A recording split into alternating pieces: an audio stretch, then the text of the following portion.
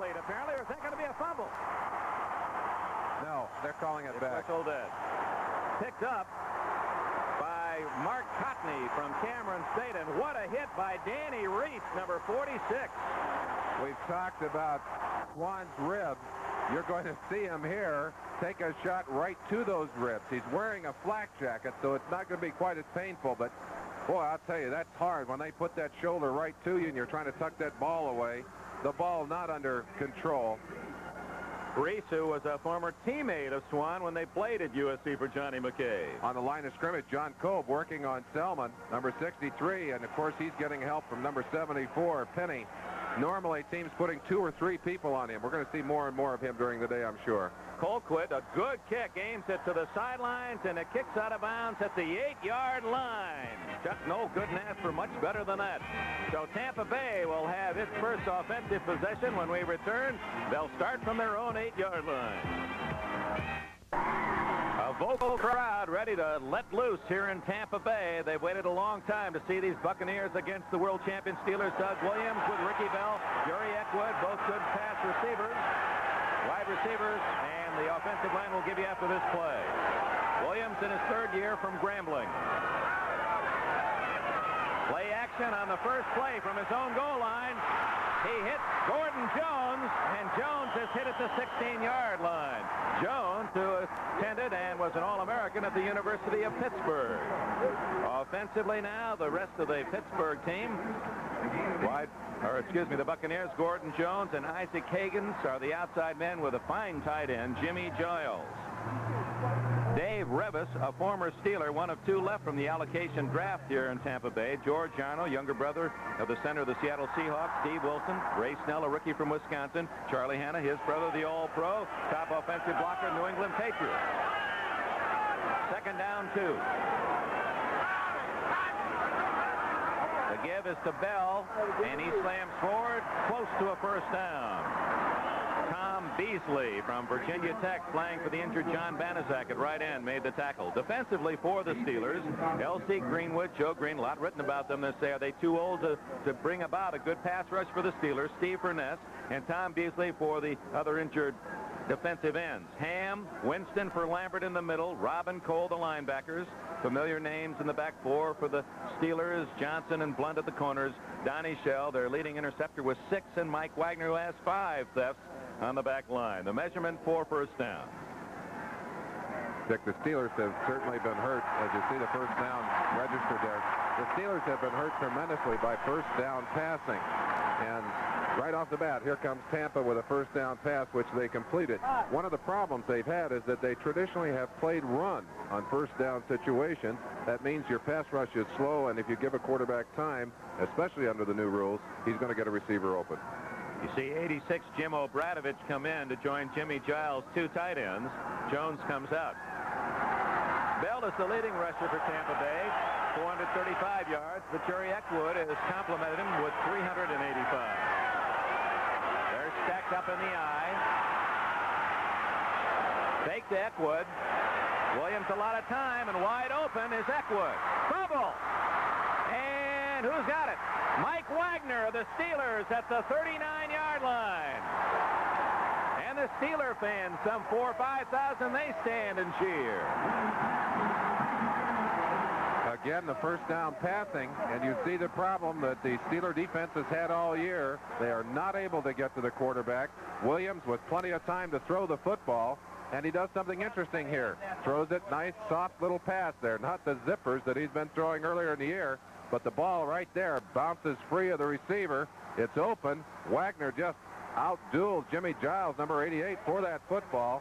Pays a little price himself. At the 38 of Tampa Bay, Pittsburgh with the first break of the game. No score. We played 4 minutes. Rocky Blyer slams to the 33-yard line. David Lewis, who credits Mike Garrett, the former Heisman Award winner at USC, as his inspiration, made the tackle. Rocky Blyer. Well, his story of his life made into a movie for television will be seen on ABC in December. And for such an outstanding individual, that's a picture that I'm going to want to see. Well, Rocky was teasing him. He said, I don't want to start. He said, I want to go in later and be a hero. Robert Ulrich will play the part of Blyer. 2nd and 5. That's Thornton to the 31. Nothing there, thanks to the play of 63 Leroy Selman. David Logan, 76, and 54 Richard Wood also in on the play with Cecil Johnson. On that play, Selman jumped to the inside, took a slant. You'll get a chance to see it at home. Watch him now. He's going to jump inside of John Kolb, come inside. He actually misses the tackle right there, although he does force him out into the waiting arms of Cecil Johnson, number 56. It'll be third and about 2.5. Key play for the Steelers at the 31 of Tampa Bay. Two tight ends, Grossman and Cunningham, bookend. A fake to Blyer. Bradshaw going for 6. Incomplete. And no flag as the play was made by Cedric Brown. Brown with perfect timing to knock it away from Thornton. Rocky Blyer splitting the zones. Tampa predominantly a team that runs zone defenses. Bradshaw trying to get him deep down the center. Time to throw the football, but watch the recovery of the Tampa defensive backs. Right there, coming over the top. Cedric Brown, a beautiful job of timing his leap to hit the ball before he made contact with the receiver. If Barr kicks it, it's his longest of the year, 49 yards. Previous longest, 35. Colquitt to hold. On its way, and good! So Barr beats his previous high for the year by 14 yards. A 49-yard field goal, and the Steelers take the early lead. Timeout, 9:28 left first quarter. Steelers 3, Bucks nothing. The fumble recovery by Wagner leads to a 3-0 lead for the Steelers as Barr has kicked his longest ever pro field goal, officially 48 yards.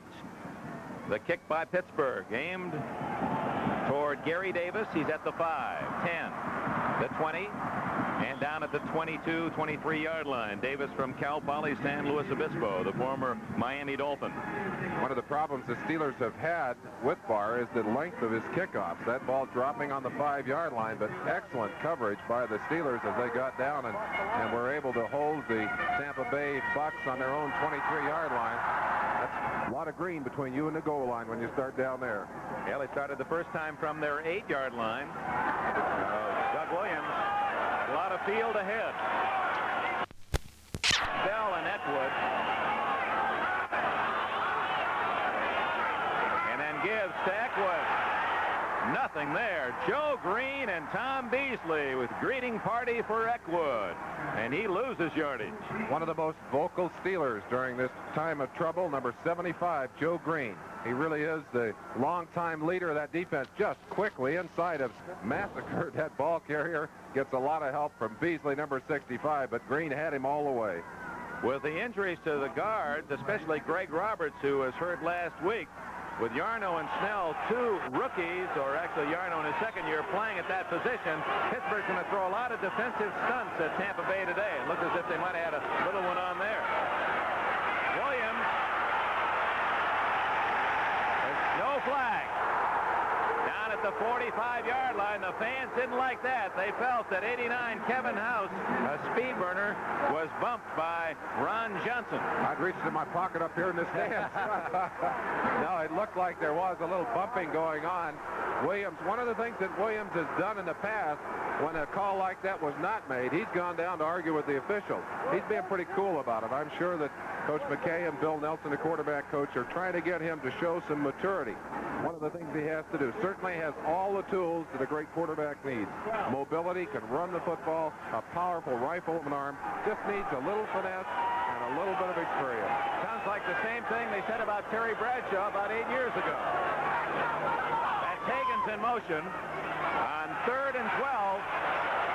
Overshoots and very nearly intercepted by Dwayne Woodruff. He was the closest player to that ball, intended for tight end Jimmy Giles.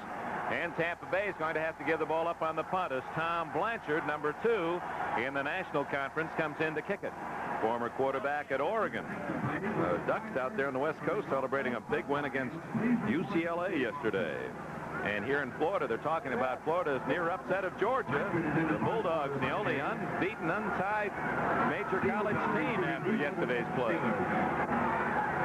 Deep return, Theo Bell at the 40. Blocked Caught by Sweeney. Touchdown, Pittsburgh.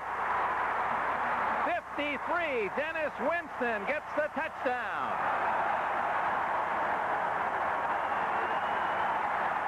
That's the first block of the year of a Blanchard punt, but he'd had 11 block lifetime coming in, so he's the guy who kicks slow enough. 85, Sweeney, the man who's there to knock it down. 29, Johnson, and finally, as you said, Dick, number 53, Dirt Winston there to cover it. Another good shot from the end zone. Sweeney there, and plenty of time. In fact, he almost overran that kick, but timed it perfectly to meet the ball at the right point, knock it down, knock it away from the punter. Bars try for point down the middle, and the Steelers use the defense to get 7 points. There's a flag on the play. Let's see if it's against Tampa Bay.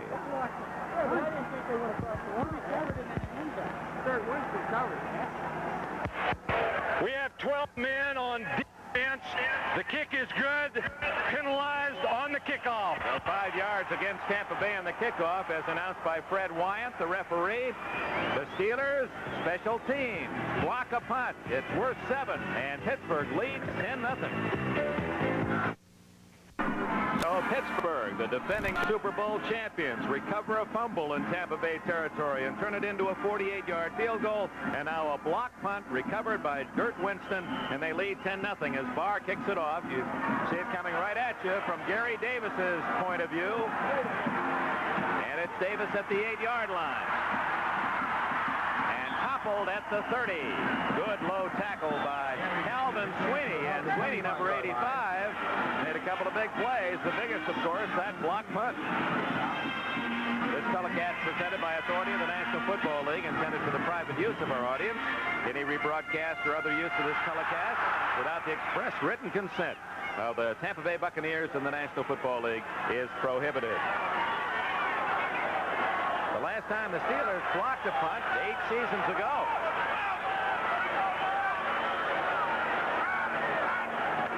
Williams hands it off to Bell. And Ricky Bell out to the 27-yard line. A gain of 3. L.C. Greenwood made the tackle. Ricky Bell. His brother Archie, a musician. Archie Bell and the Drills. Some of you folks enjoyed listening to their music. Dick, you talked earlier about the fact that there are a couple of youngsters in there at offensive guard. They're also moving around a little bit in there. Snell had started a couple of times over on the left side, now moved to the right side. Yarno moving in on the left side at that starting guard position. Mike Schumann, just acquired from the 49ers on waivers. Number 82 is in at wide receiver left. 2nd and 7 play. Williams scrambling and had to throw it away. L.C. Greenwood right on his backside to bring him down, and Williams alertly found an open spot to dump the ball. There's Schumann, 82, from Florida State. Early report, and the Bears, bouncing back from the Monday night loss to Cleveland, have a 2-touchdown lead against the Redskins. L.C. Greenwood, and who was responsible for the pressure that forced that bad throw from quarterback. L.C. last week kind of went on his own. He said, hey, we can't get any pressure through this regular system that we're using. I think L.C. better get on his horse and get on the quarterback. He did that. He started it here again today. 3rd and 7. You saw John McKay calls the plays himself. Has a man, incomplete. Schumann out at the 50-yard line. It appeared the receiver was ad-libbing his way. He saw double coverage in front of him and slowed up and hoped that Williams might throw back to the near sideline. And you see Williams complaining to Boyd Dowler, the receiver coach, that the receiver is running his own pattern. Indeed, not going where he's supposed to go. Supposed to come back out of there. Very possibly, had he run the pattern called for, that might have been a completion rather than an overthrow. Blanchard, who must feel a little edgy now, back to punt. Theo Bell at the 31 for Pittsburgh. Short kick. You bet that has an effect. Bell at the 33, the 40, and all the way to the 47. So the Steelers again with excellent field position. Tackle made by Scott Bradley, number 52. Chuck Noll Steelers had a 3-game losing streak. They won last week against Green Bay. They lead Tampa Bay at the midpoint of the first quarter today. 7 minutes and 8 seconds remain in the first quarter here at Tampa Stadium, and the Bucks are down to the world champion Steelers 10-0. There's the scoreboard on the American Conference versus the National. Just as was the case last year, the teams in the AFC have been a dominant force. And about the same ratio, 36 victories by the AFC last year against 16 by the NFC. And the AFC Steelers lead the NFC Bucks today 10-0. Bradshaw from his own 47. Fake to Blyer. A throw to the tight end Cunningham, and he is surrounded and dropped for a loss at the 43. David Lewis 57 and Leroy Selman from the other side 63, and Cunningham not getting up. This play seemed doomed right from the start. Little play action screen. Cunningham holding his ribs there. Let's watch number 61, Tyrone McGriff. Last players taken in the draft. He's supposed to go to the outside now. Cut down Reggie Lewis, 57. He sees Lewis a second time. Come on, go after him, Tyrone. Wait a minute. I'm going to go after number 57. Sometimes nothing worked.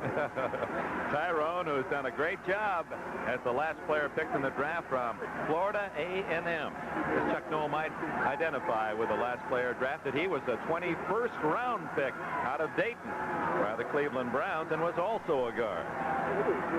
Cunningham injured. That has been the story of Benny Cunningham. Great prospect out of Clemson. #1 pick by the Steelers, but every year there's been some nagging injury. Say, friends, next Sunday, we hope you'll start your day with NFL 80, and host Brian Gumbel brings you all the latest news, scores, and highlights and more. And I'm going to be privileged to go to Chicago and interview Papa Bear, George Halas. That'll be one of the features next Sunday. So join us early, NFL 80. Check your listings for the time in your area, and another great lineup of games here on NBC. And be sure to stay tuned right where you are now, because there's a second game of the doubleheader, and each region will be blessed with some more outstanding NFL action. Well, John McKay, the clever wit head coach of the Tampa Bay Buccaneers, we've gathered some of his many quotes, and he's a very interesting, delightful man. Key to getting into the playoffs, you've got to start the same 22. That's a very profound statement, and the Steelers know and feel that comment totally. We gave you the rundown on the Steeler injuries earlier, and Cunningham happily walked off under his own power, but it looked like he did indeed take a shot to the ribs. John Stallworth is in wide to the left. His first appearance, and another drop by Thornton. And that very nearly a lateral. And you saw the Buccaneers go after the ball. But what was important about that play was not the incomplete pass, but the fact that John Stallworth, out for 7 weeks with a broken lower leg, a fibula, the small bone in the lower leg, is back in the lineup for the Pittsburgh Steelers.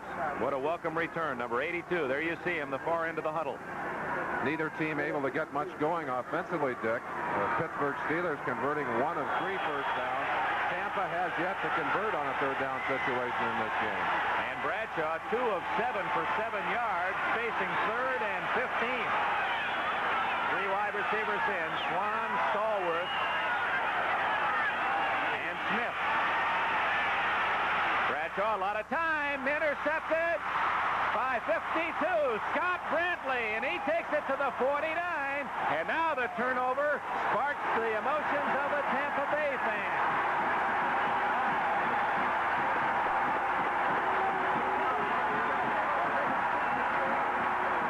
Swan, a favorite receiver, and again, they're going to him in the early going, but no question that that ball had no chance of getting to Swan. Brantley there to pick it off. Actually, 2 linebackers fighting for it. You saw Brantley reading the pass quickly. Watch the pass kind of sail. Looked like it didn't have the customary zip of a Bradshaw pass. I think one of the reasons because of that thumb, he's going to have troubles with that today, Dick. Oh, first down at the 48 for Tampa Bay.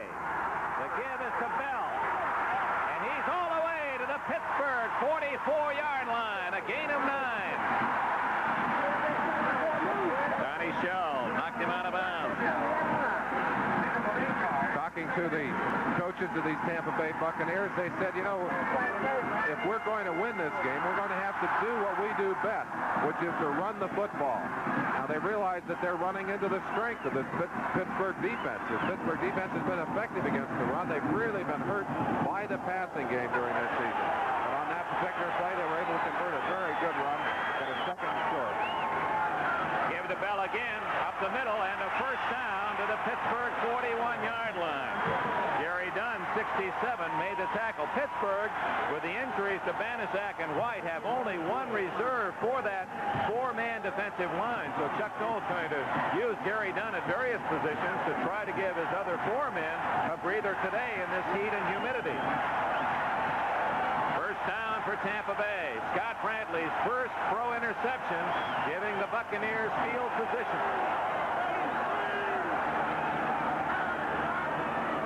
Williams to throw. Guns it complete to the 28-yard line to number 81, Isaac Hagan. We talked about the important tools of this young quarterback. Right there, he demonstrated the strength of his arm. The pass that Bradshaw had thrown on the previous play was intercepted because it didn't have the zip to it. Watch this one. On a string.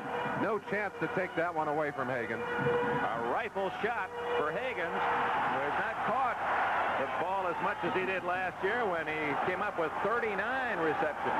Ball's got to hurt a little bit. Get puffy hands after you catch a few of Williams' bullets. First down at the 29. Tampa Bay trailing 10-0 here in the first quarter. Ricky Bell weaving his way to the 26-yard line. One of my favorite quotes from Ricky Bell, who was one of 7 boys, is that he said, "Everything I am or the opportunity I have, I owe to my mom." And so many of the athletes feel that way about the women in their lives who have gotten them to their present state. A lot of Pittsburgh folk brought their signs with them to Florida. Second down, 7.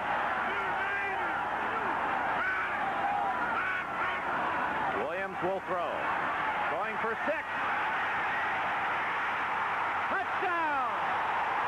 Kevin House, his first professional touchdown. He's going to keep the ball.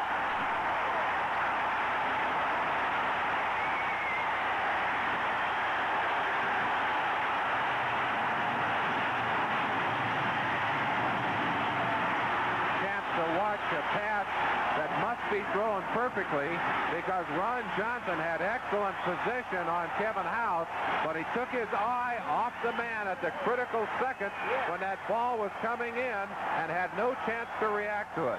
You may see it here. He'd looked away briefly. House had his concentration full on the ball. That makes it 7, and it's a tied ball game, except for the three-pointer that they got earlier. Okay. Gary Yepremian's 58th consecutive extra point cuts Pittsburgh's lead to 3, and it's been the turnovers that have been the key today. A fumble left to a Pittsburgh field goal, a block punt to the touchdown, now an interception by Brantley sparks the Buccaneers, and a 26-yard throw from Doug Williams to Kevin House, a rookie out of Southern Illinois. Well, he ran like a Saluki, the nickname of that university, and he picked off his first professional touchdown, and he's hugging that ball on the sideline. Ron Johnson has been victimized by a number of the opponents of these Steelers during the season. He's the guy that most quarterbacks would like to pick on in a situation like that. Excellent against the run, has had his problems against the passing game. Many feel that before too many more games are passed, Dwayne Woodruff, who's a very, very speedy corner, may find his way into that lineup in place of Ron Johnson. Russell Davis and Frank Pollard, 44 Pollard, is the deepest man. As Yepremian sets to kick it off, only uses a 4-yard run-up. It's to Davis at the 10, the 20, and cut down at the 30-yard line. Tackled by Tony Davis. There are no less than 4 Davises in this game, and you knew it wouldn't take long before 2 of them met. Tony Davis from Nebraska has just tackled Russell Davis of Michigan. And in case you're wondering, there are 3 other Davises all at the running back position for John McKay.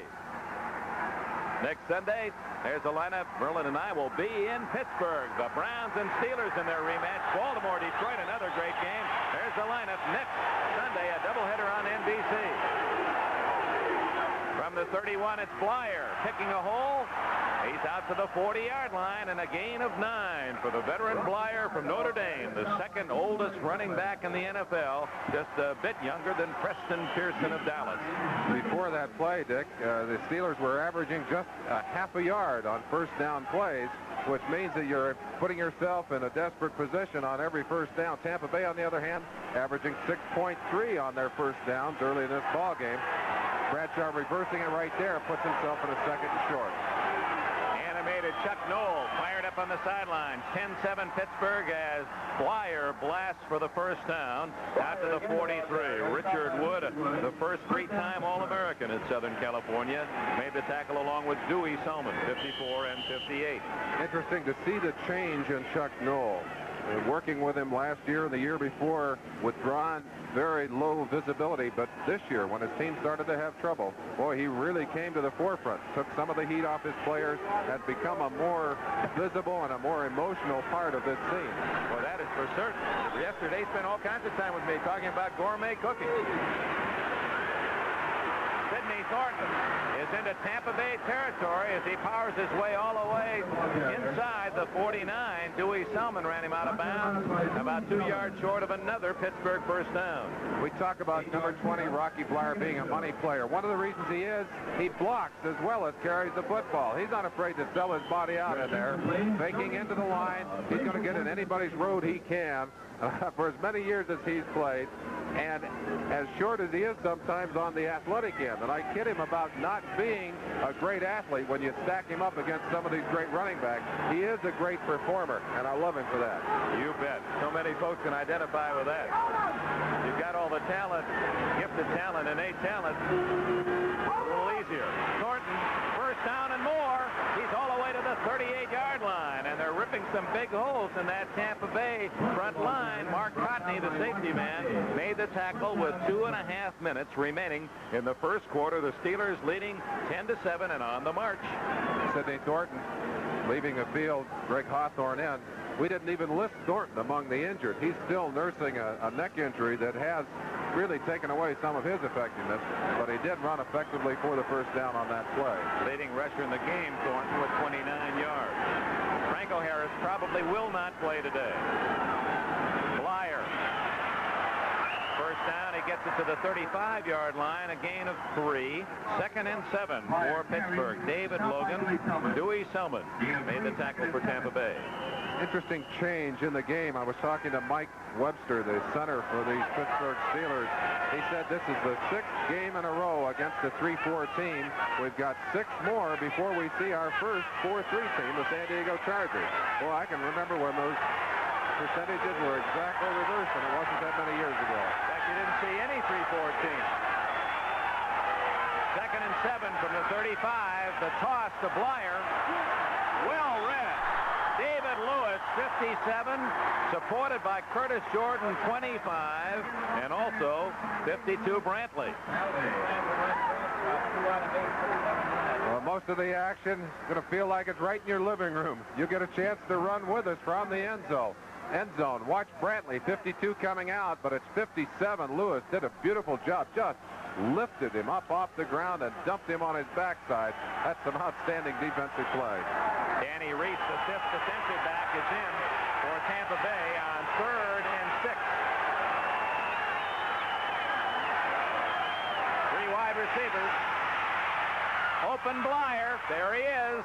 Boy, dollars and cents. The money man. Rocky Blyer, and a first down at the 26.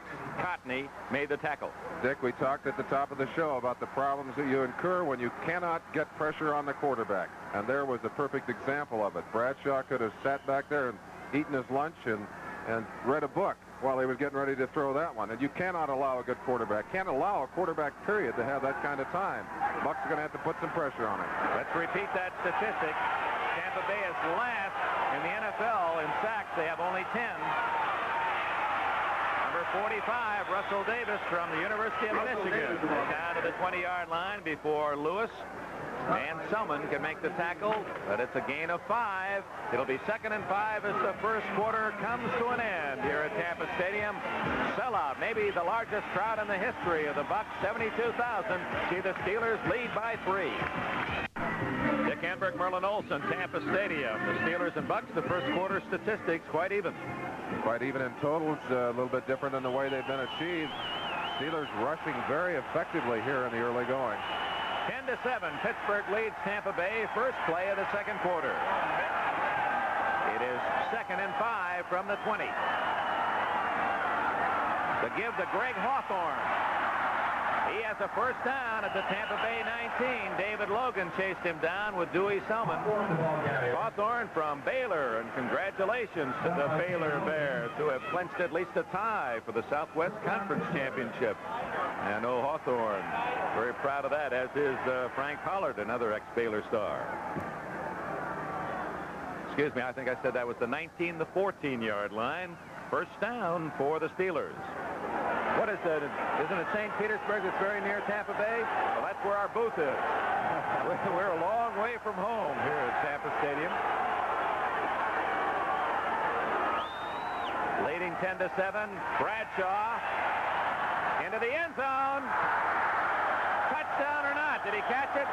The flag is down, so if he didn't catch it, it's on the 1-yard line for interference. Lynn Swan with a sliding maneuver to come up with a football. I don't believe Swan caught the football, but I believe they're going to call interference on the play and put it on the 1-yard line. Chance for you to take your own look at it. Play action passing has been very tough on the Bucs during this season. Bradshaw throwing the ball low.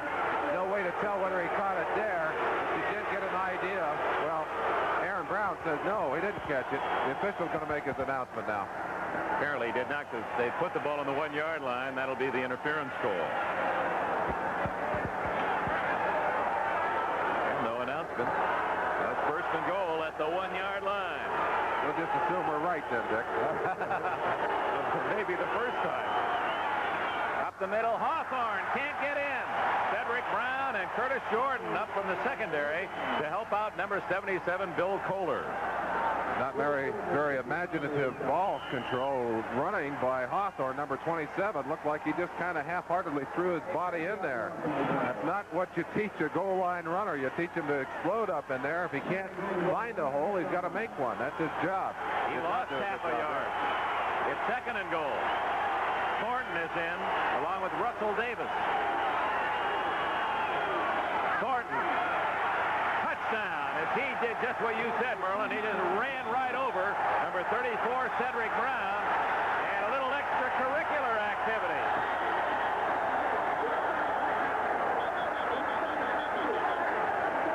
It's not difficult to understand the emotional level, especially the Tampa Bucs. They don't like the fact that suddenly they're looking at the short end of a long score. Chance for you to watch Sidney Thornton. He's coming right into your living room. Good blocking on the line of scrimmage. A big hole in there. Thornton all alone. Now watch the little pushing match going on here. Sidney's probably saying, hey, I'm in the end zone, guys. You can let go of me now. I think that's what precipitated it. He is, in fact, well into the end zone. They're still trying to get him on the ground. There it is, right there, the little push right at the end. That's Cecil Johnson giving him a shove. Well, Cecil Johnson, he went to the University of Pittsburgh, and he knows these Steelers. He said, I want to meet you more intimately now. Come on, let me get close to you. Thornton said, not that close. Touchdown, Pittsburgh. So a minute and a half into the second quarter. The Steelers, after the Tampa Bay touchdown, march 69 yards to get the 7 back. Barr's kick out of Colquitt's hold. With a timeout here at Tampa Stadium, the Steelers have regained their 10-point lead. A touchdown by Thornton capping the 69-yard drive. As Barr kicks the extra point, and with 13 and a half minutes left in the half, it's Pittsburgh 17, Tampa 7. Some of the Steel City fans here to cheer the Pittsburghs. It's 17-7. They've had a good time here in the beautiful weather of Florida. The kick by Barr to Gary Davis at the 5. Davis at the 20. Hurdles his way to the 25-yard line. J.T. Thomas, Johnny Shell, and others in on the tackle. Wayne Woodruff, 49, also off the bottom of the pile. So Tampa Bay trailing 17-7 after a 69-yard drive and 11 plays. Thornton with a touchdown for the Steelers. Steelers able to dominate the line of scrimmage with their offensive line. That's something very unpleasant for Coach McKay and his defensive coordinator, Tom Bass. They did not feel the Steelers would be able to do that to them. Higgins to the right, Gordon Jones to the left, and that's Ricky Bell out to the 23-yard line. Merlin, Johnny Davis from Alabama, fullback, 235 pounds, has been inserted into the lineup the last two series by John McKay for his blocking strength. Davis, who has a continual limp, has been nicknamed by McKay Flat Wheel because he says he never comes off with the same limp. McKay, of course, he got off to a fairly bad start here in Tampa Bay, has well been logged. 0-26, but he's really brought this franchise together, fourth year into the playoffs. 2nd and 7. Williams sending house deep and throws short, tried to hit Ricky Bell, incomplete. That's something that Tampa Bay has done more of, throwing to the backs. Bell already has more catches, and so does Eckwood at the halfway mark this year than they had all of last season.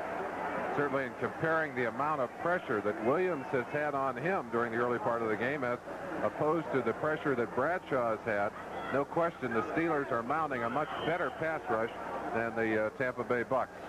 Other action in the NFL today. 17-7 here in Tampa. Pittsburgh leading. Dallas and the Giants tied at 7 with 3 minutes left in the first quarter. Washington, I think that's Jack Pardee's first visit back to Chicago since he left the Bears, and they were waiting for Pardee and the Redskins in the Bear Den. Williams on 3rd down. Again had to throw it away. Donnie Shell had Jimmy Giles blanketed. Pressure from L.C. Greenwood on Doug Williams. That's exactly what we talked about earlier, the fact that L.C. is doing a little freelancing. Freelancing broke him loose on that play. He came hard to the inside. Giles has been really stymied in past weeks. They'd like to go to him. He's a great athlete. They simply have not been able to get the ball to him. And on that play, again, unable to get it into his hands. Let him do something with it. Blanchard, who had a punt blocked in the first quarter for a touchdown, kicks a beauty. Theo Bell at the 24. The 30. And the 34. 35 still on his feet. A flag is down. And Bell finally is dragged down by the kicker Blanchard at the 43-yard line. But check the penalty flag. I believe it's against the Steelers. And will nullify a beautiful 23-yard return by Bell.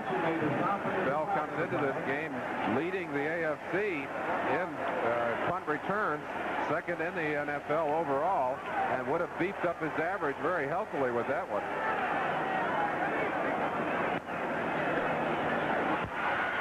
Against the Steelers, as signaled by Fred Wyant. So that will nullify Bell's fancy return and take it back to the 25-yard line for Pittsburgh. We have a clip, number 54, first down. That accent very comfortable here in these parts. Zach Valentine, 54, guilty of the clip. Let's see if we can see it. The flag was thrown at the top of your screen. Pretty hard to see, but I don't think we're going to see it. I think it was thrown before we got into the action there. Here's another angle. Watch the top of your screen. The flag was thrown from the far sideline. Look for 54. And he's not there. And Bell, all that effort, 4-0. Timeout, 17-7 Steelers, early second quarter. The Pittsburgh Steelers, one full game behind Houston and Cleveland in defense of their AFC Central Division Championship and Super Bowl. Lead 17-7 over John McKay's Buccaneers. 12 minutes remaining in the first half. Bradshaw swings it incomplete.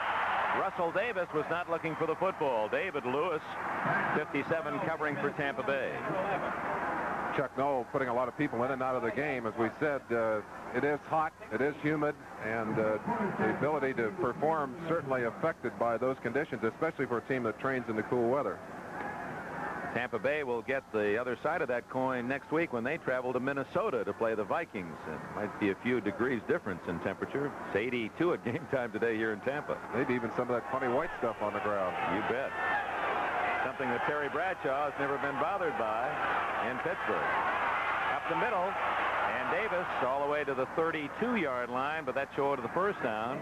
Will bring up 3rd down and 3. Dewey Selman and Cecil Johnson made the tackle. Anytime you're running the ball effectively on the inside, you're getting good blocking from your linemen. Webster just overwhelming the nose man there, Logan. McGriff doing a good job.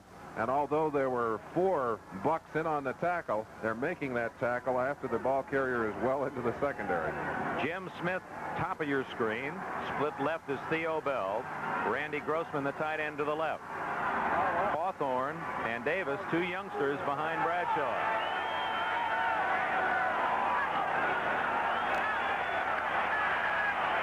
Smith, incomplete. Not well thrown, and that's the real tip-off that Bradshaw is not 100%. That's just easy pickings for him. He takes home all the Cupid dolls on that pass when he's healthy, and he one-hopped it to Smith. Bradshaw 3 of 11. Those percentages, as well as the way those passes are being thrown, he has, I think, when he's on, better control of the football than any quarterback we watch week in and week out. And he'll put it on a nickel or a dime, but he certainly did not do a good job of delivering that one.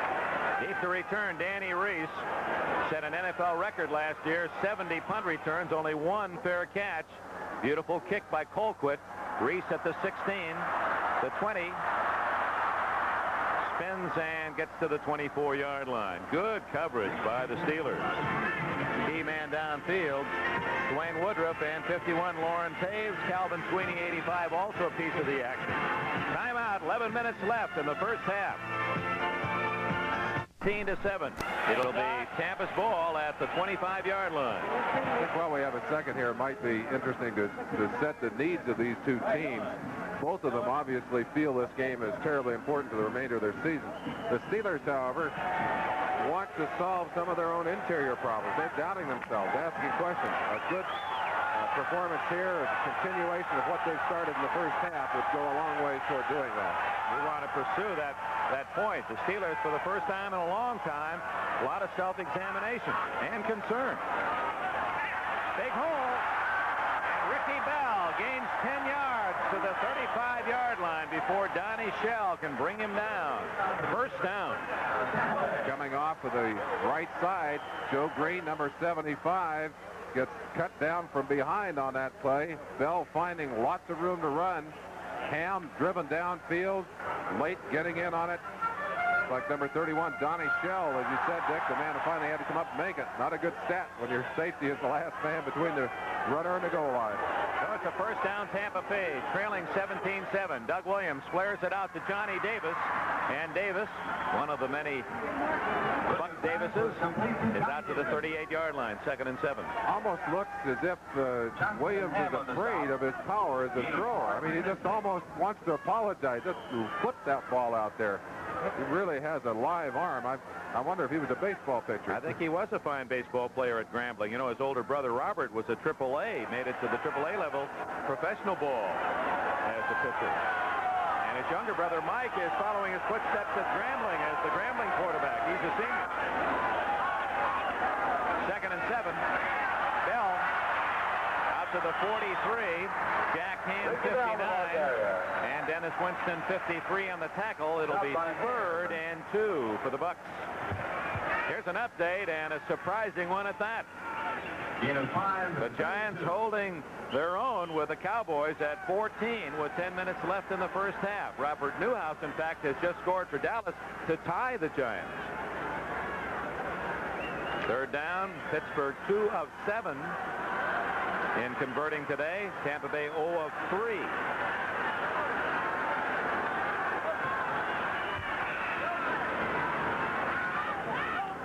On 3rd and 2.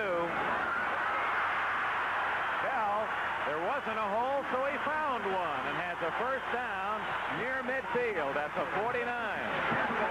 Rather a strange play. Watch Ricky Bell now coming in from the left of your screen. That's the hole he's supposed to go through there. He just jumped to the outside. Everyone on the ground to the inside, and Bell turns it into a first down and a fine game. The first conversion on a 3rd down for these Tampa Bay Bucks. And Bell showing his great athletic talent as he just skipped to daylight. He was second to Tony Dorsett for the Heisman as a senior back in '76. Williams into a crowd, and what a catch by Jimmy Giles. 10 yards, and Giles fighting off 2 Steelers to make the grab. No question, the man who would like to be out there and maybe could have had something to do with keeping that pass from being caught, number 58, Lambert himself. He's so mad he made the camera shake. When he yelled, the camera did shake. Scared our cameraman, I think. I don't blame him. Lambert, of all the injuries, though, Merlin, maybe that's the most serious, losing Lambert. Well, I think they missed not only his emotional leadership, Dick, but he is one of the best coverage men as a linebacker in the NFL. It's a first down from the 40 as Williams back to throw again. Great toss, but incomplete to Kevin House. Flag down, and coverage by Donnie Shell, and he has not gotten up. Shell diving to drop it away, knock it away. You see the activity on the far sidelines as the Steelers fighting off that heat and humidity. Physical nature of this game unfolding in several ways. We've had a lot of people on the line of scrimmage and knocked down and not getting up quickly. Chance for you to see it here. Shell, number 31, the man who gets whacked, comes in behind. Personal foul, head slap, 68. Actually ended up hurting himself as he went to the ground. Just fell on the ground there. And meanwhile, you heard referee Wyant indicate that L.C. Greenwood, number 68, guilty of a head slap and a 15-yard penalty, takes it all the way to the 25-yard line. J.T. Thomas, 24, has to replace Shell. First down, Tampa Bay trailing 17-7. Bell again picking his hole, gets to the 22. Let's pause briefly. Station identification from Tampa. This is the NBC Television Network. In Cincinnati, this is your Sports Connection, WLWT TV5.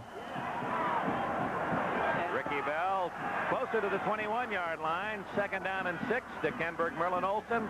Tampa Stadium sold out since July for this one. The Steelers leading the Bucs 17-7, but Tampa Bay generating a long march and now has it 2nd and 6 at the Steelers 21. Both wide receivers to the left, and Eckwood now makes it a triple left. Williams down the middle. Kevin House, who has his first pro touchdown earlier, has a 1st and goal at the 9. We're going to give you a chance to suit up, put on your helmet, watch Williams, number 12, the quarterback, and watch the rifle on this ball. Maybe you can catch it right in your living room. There it comes, right into the hands of Kevin House. If that ball is not zipped, that is a possible interception or at best a bat away. Taves right there on the spot, number 51. He had no chance. That ball again on a string.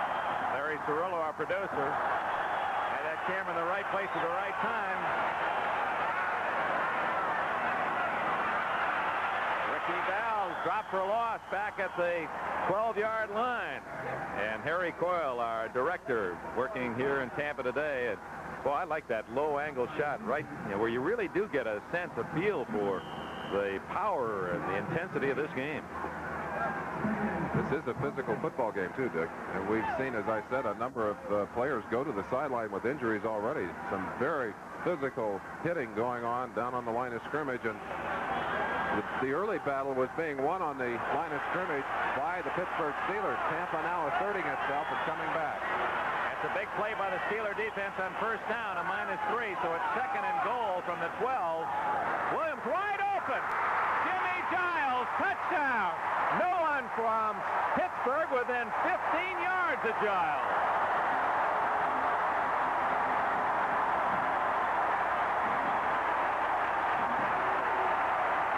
Not even a play-action fake. A blitz on the way. And I think maybe number 53, Dirt Winston, the man who should have been there in coverage, although we'll never know. There wasn't even anyone close enough to blame. A chance to see it now. Williams, seeing Giles pop open, just fired it up in the air. And, of course, Giles looking around saying, hey, it was supposed to be harder than this. Yepremian nails on the extra point, and the Bucs are right back in it. Jimmy Giles not checked at the line of scrimmage, open and alone for an easy score. A 12-yard pass from Williams 5:24 left in the first half. Steelers 17, Bucks 14. Tampa Bay's Buccaneers have just gone 95 yards or 75 yards in 9 plays, and they've drawn within 3 of Pittsburgh. The kick by Yepremian, aimed toward Pollard, taken from Pollard by Davis at the 15, the 20, and Russell Davis to the 28-yard line. Met there by Aaron Brown, the former All-American at Ohio State, and another former Buckeye, Neil Cozy, number 20. Interesting statistic Joe Costanzas handed me, Merlin Olsen. First down plays today. Pittsburgh, now there you see the numbers on the scoring drive. First down plays, Pittsburgh 2.7 yards average, Tampa Bay 5.5 yards. Tampa, as we said, taking advantage of first down passing against the Steelers and getting some big hits on first down. Bradshaw to Thornton. The defense of the Buccaneers, David Logan and David Lewis there to drop him for a loss at the 26-yard line. We'd indicated that the Steelers really don't seem to have the kind of confidence that characterized them through the 1979 season and even in the early part of this season.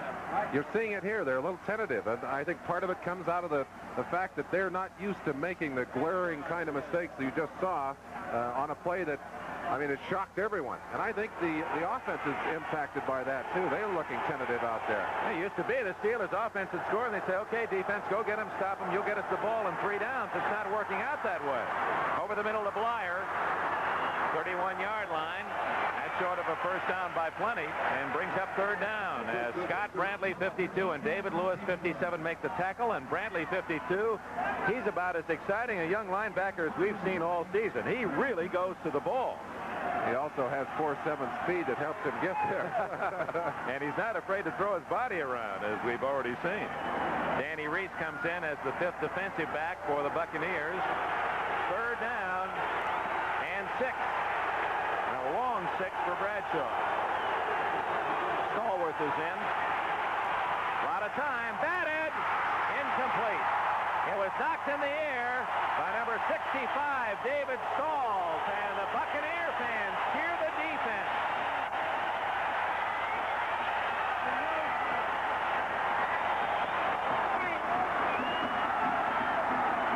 Chance for you to get a sight at it from the end zone. Bradshaw back has all kinds of time. Only a 3-man rush. But Logan, number 76, just skied on that play. Timed it perfectly. It batted that ball away. Couldn't see if the receiver was open, but obviously Bradshaw thought he was. Both Stalls and Logan were there. It was Logan who tipped the pass. Colquitt delivers the punt to Danny Reese at the 20. Reese gets a block. And another. But Lauren Taves makes the play for Pittsburgh. Taves, number 51. Zach Valentine, 54, injured, has not gotten up. Reese, a rare fumble for him, but he was able to scoop it up immediately. Cotney, number 33, the man who blocked the second time. The ball bouncing around here, and very often when the timing is off on a play like this, you get a big play. Watch the block at the top of your screen by number 33, Cotney, right there on Zach Valentine, 54. But Taves showing us more speed than we could have expected. A very, very big play.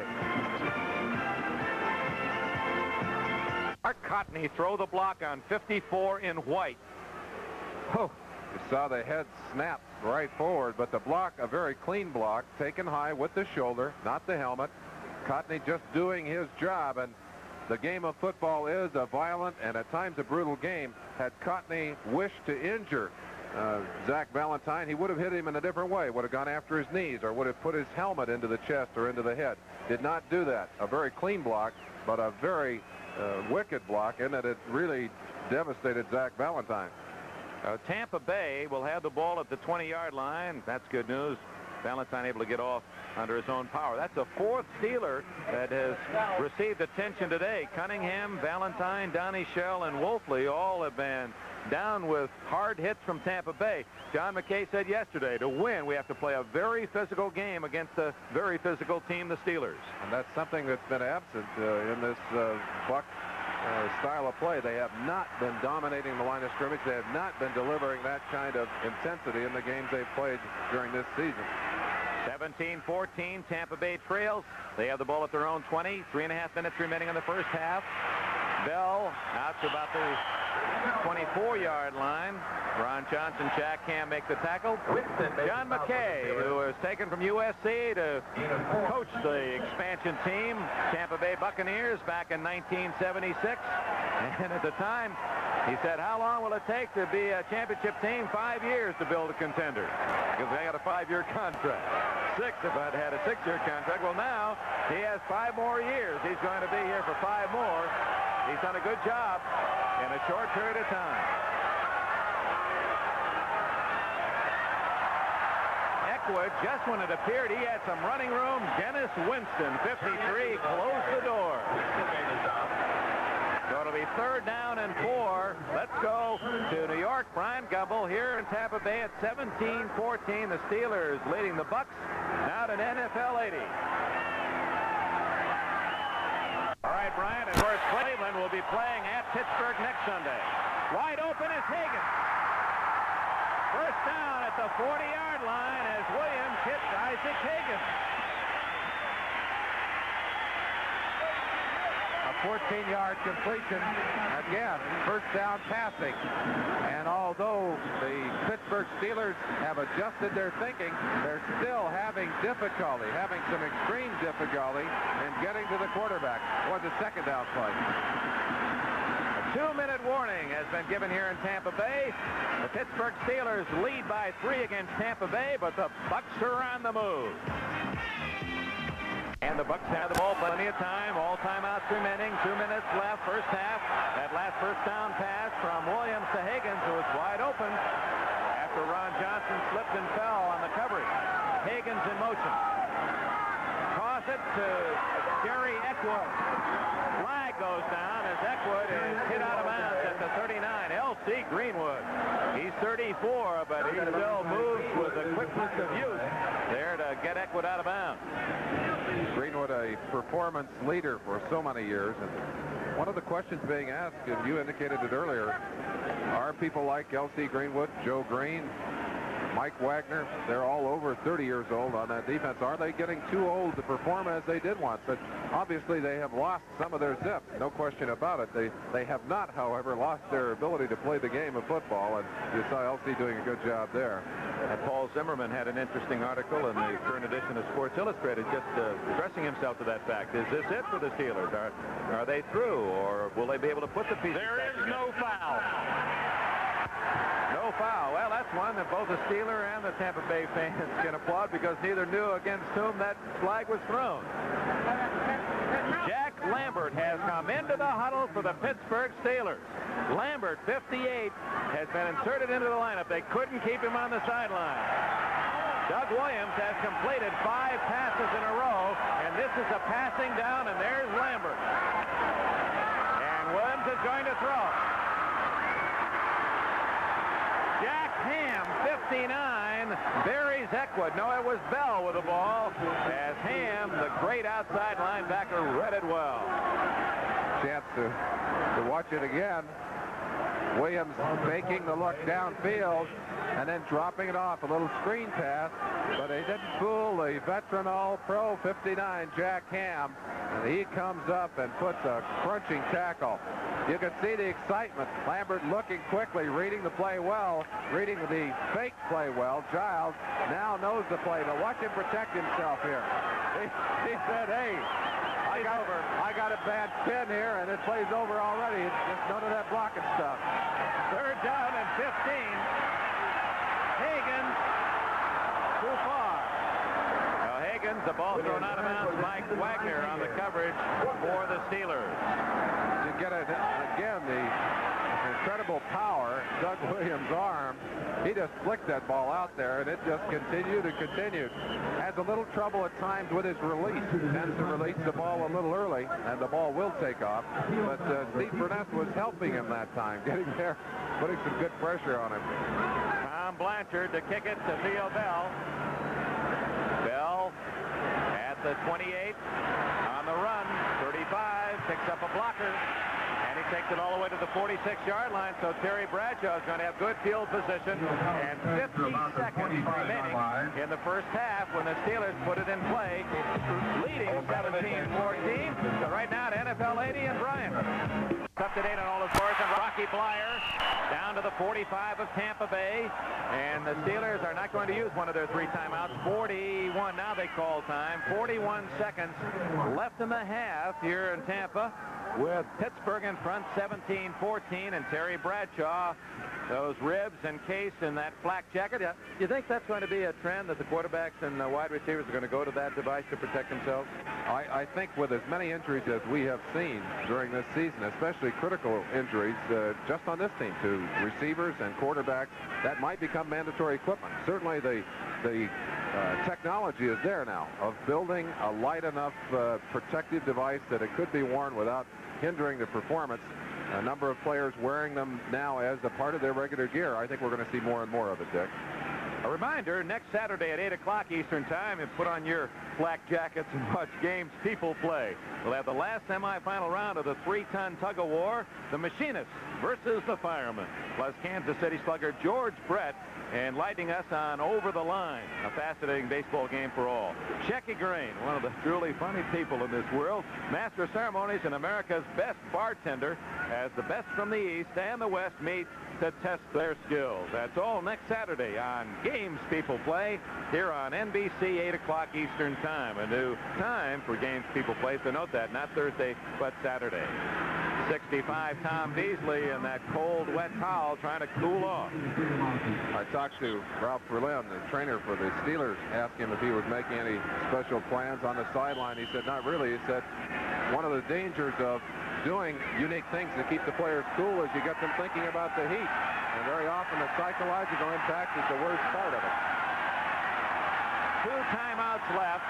41 seconds remain. First half. Bradshaw, 3 wide receivers in. All the time in the world. Complete to Stallworth. A juggling catch by Stallworth. His first in nearly 2 months. Richard Wood, the linebacker, back and had his hand up. Got a piece of that ball, but Stallworth holding onto that leg. And boy, that, if he has indeed re-injured that leg, that would be a very costly reception. Oh, my. Here it is again. Tipped. Stallworth juggling. He makes the catch, but it could be the most costly reception of the season for the Steelers. 3-man rush. They're dropping 8 men off to cover. Bradshaw again could take time to eat his lunch. You see Bradshaw, he's kind of falling away from his passes. That one completed, but not the kind of pass that Terry normally throws. Very, very concerned Chuck Noll, along with Dick Houck, the backfield coach there. Watch Bradshaw drop away from the ball here. He's not following through. And again, that may be his hand. His elbow is hurt, his ribs are hurt, but what a costly play. Stallworth is able to leave under his own power, and he's not walking with a limp, Merlin, so maybe it wasn't that lower leg that was hit.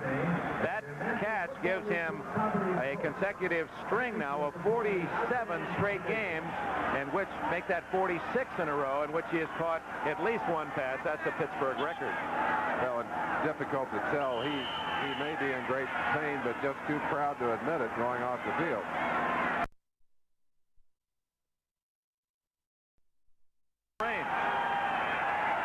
Give it to Blyer. He's inside the 20 when Scott Brantley, Leroy Selman and company make the tackle. The Steelers quickly without a huddle. Clock at 18.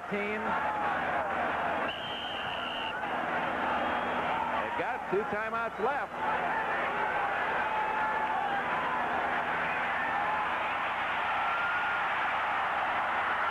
Touchdown to Lynn Swann, right through the hands of 2 Buccaneers, and to Lynn Swann for the score, and that gives Swann the all-time Pittsburgh record for touchdowns. He has just passed Buddy Dial.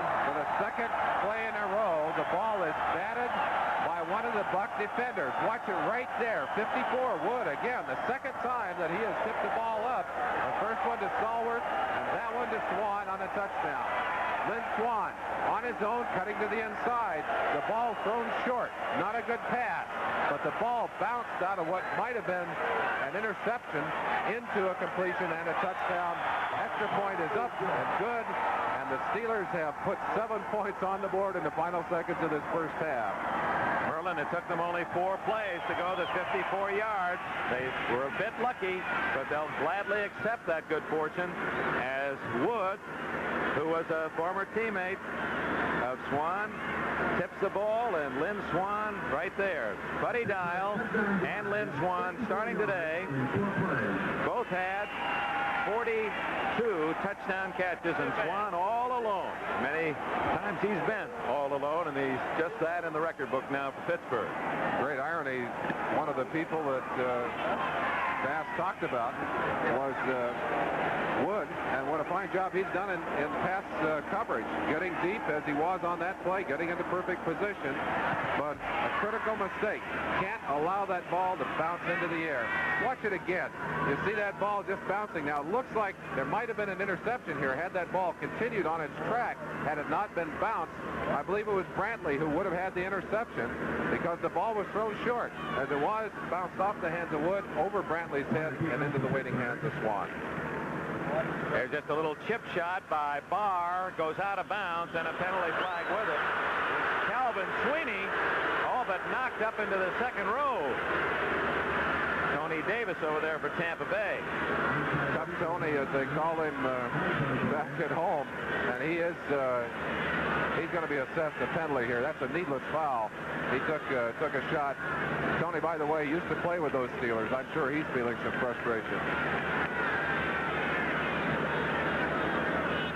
No time consumed, as the Buccaneers did not touch the ball. 3 seconds remain. Fred Wyant. There's at least a 5-yard penalty. Offside. Out of bounds. Personal foul, receiving team. Kick again. No penalty. 3 flags on the play.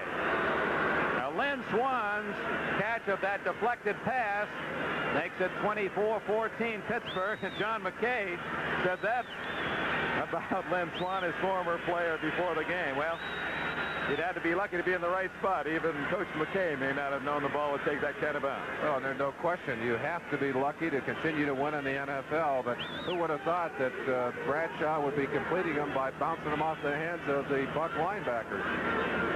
You can see by that short kick from Barr that the Steelers' attitude is not to kick it deep. Don't give them a chance to return one here. We've got a 10-point lead at halftime. 3 seconds left. Let's not give them a chance. Stay tuned. Brian will have all the scores and highlights for you at halftime on NFL 80. And stay with us. A big second game of our NBC doubleheader to follow. We have a personal foul on the ball, dead ball, penalized from the 35.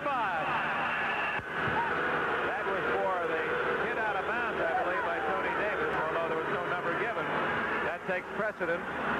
And on the dead ball, it doesn't matter about the offside and ball out of bounds. They mark off the 15 yards after the play. So Barr kicks it from the 50. You said a personal foul, 15-yard penalty. Even if there is a 5-yard penalty on the other team, must be assessed. It is assessed there. They'll re-kick it, having marked off the penalty. Davis deep at the goal line. Let's see if Barr kicks it that way. Now they'll just let this one go through the end zone. So Doug Williams will have a chance at one desperation pass with 3 seconds left. And a very active first half, and Merlin, going back to our set of this game, here were two teams known for their defensive prowess last year. The #1 defensive team in the NFL was Tampa Bay. 23rd this year. They've given up 24 points, although not all against the defense, to be certain. We did have a block punt. But nevertheless, 24 against Tampa Bay in one half. That was plenty for a whole game last year. Very frustrating, I'm sure, for Coach McKay. And the strange thing is they're playing with the same people on defense that they played with last year. It isn't that they've had a lot of people out of the lineup. Last play, unless we have a penalty of the first half. And they stay on the ground. No gain as Eckwood, well, he picked up a yard to the 21. The end of the first half before this big sellout crowd. 24 4-14 Steelers. The second half underway. Davis at the 7. And he's out to the 25-yard line. Tripped up by Tunch Ilkin, number 62 from Indiana State. Dick Enberg, Merlin Olsen at Tampa Stadium. Should be the largest crowd in Tampa's 5-year history. Third quarter has been the bugaboo for the Buccaneers. 14 points, and they scored those 14 in one game. So the other 8 games, they've been shut out. And this, the third period, it provoked John McKay to say, we're just thinking about going right from the second quarter into the fourth quarter, forget all about the third period. Well, sometimes those trends are reversed, and that's what Tampa Bay needs, is Higgins in motion. Williams to throw. Complete. That's to Jerry Eckwood, and he dives out to the 34-yard line, just short of a first down. Steelers have done well in the third quarter. The fourth quarter has been their rough period. They've actually been outscored, I think it's 60-42 in the fourth quarter, and that fourth quarter may be the critical one today because of the heat and humidity. Actually, last year, the record quite reversed. They scored 148, only gave up 48 to lead the league in both departments. And we'll watch what happens now in this second half. Williams on 2nd and 1. It's to Bell, and a first down, I believe, before Jack Ham made the hit. The halftime statistics, these are the official stats. And the total yardage, 153 for the Bucs, 143 for Pittsburgh. Of course, the Steelers got 1 touchdown on the block punt. Most of that yardage for the Bucs coming on the touchdown throw to Kevin House down the right sideline. They really didn't get a lot of yardage other than that, although Ricky Bell has made a couple of good runs and started off getting something going here. Measurement for the first down, and Tampa Bay gets another series of 4.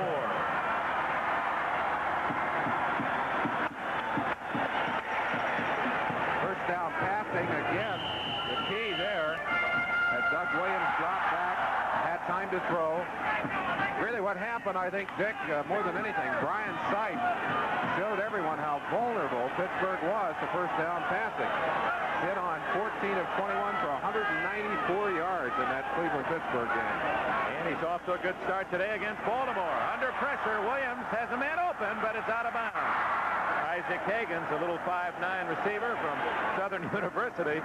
He may have broken the world long jump record trying to hang out there, hoping he could come down in bounds. When you're trying to get pressure on a quarterback and you're having problems, you come with the blitz. They came with 2 linebackers there. But watch number 81, Isaac Higgins. He does sky on this one. The ball again took off. Looked like Williams released it a little high, and it just shot out there. House is suspended. Get him back down on the ground. Bring him down, fellas. Yeah, all right. Isaac is back in the game. He's wide left. Kevin House now in. 2nd and 10 from the 35. Eckwood in motion. Bell on a draw. Nothing there except Jack Ham, 59. Ham, who received more votes than any defensive player when they named the team of the decade of the 70s. What an honor for 59 Jack Ham from Penn State. Young man out of high school, didn't make his high school team as a starter till a senior, was drafted by only Virginia Military Institute. And it was kind of a last opening at Penn State. They found a scholarship not used, and they went after Ham, and Joe Paterno mighty happy about that. 3rd and 11.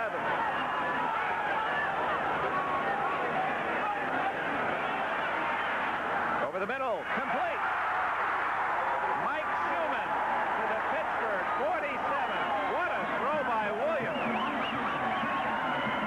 17-yard completion by Williams. Dick, after he threw that ball, he started backing up. And he must have backed up for 20 yards. He was so tickled by this throw. Again, the power right there. He guns that ball. Beautiful strike. Perfectly and well caught by Schumann.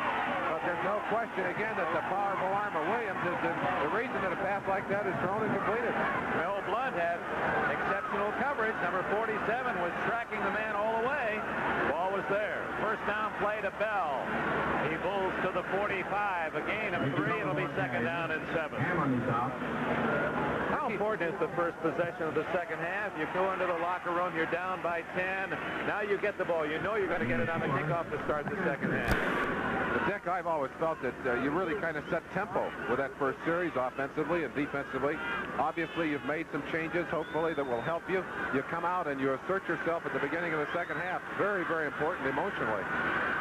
Tampa Bay has driven into Pittsburgh territory, 2nd and 7. Williams, 45.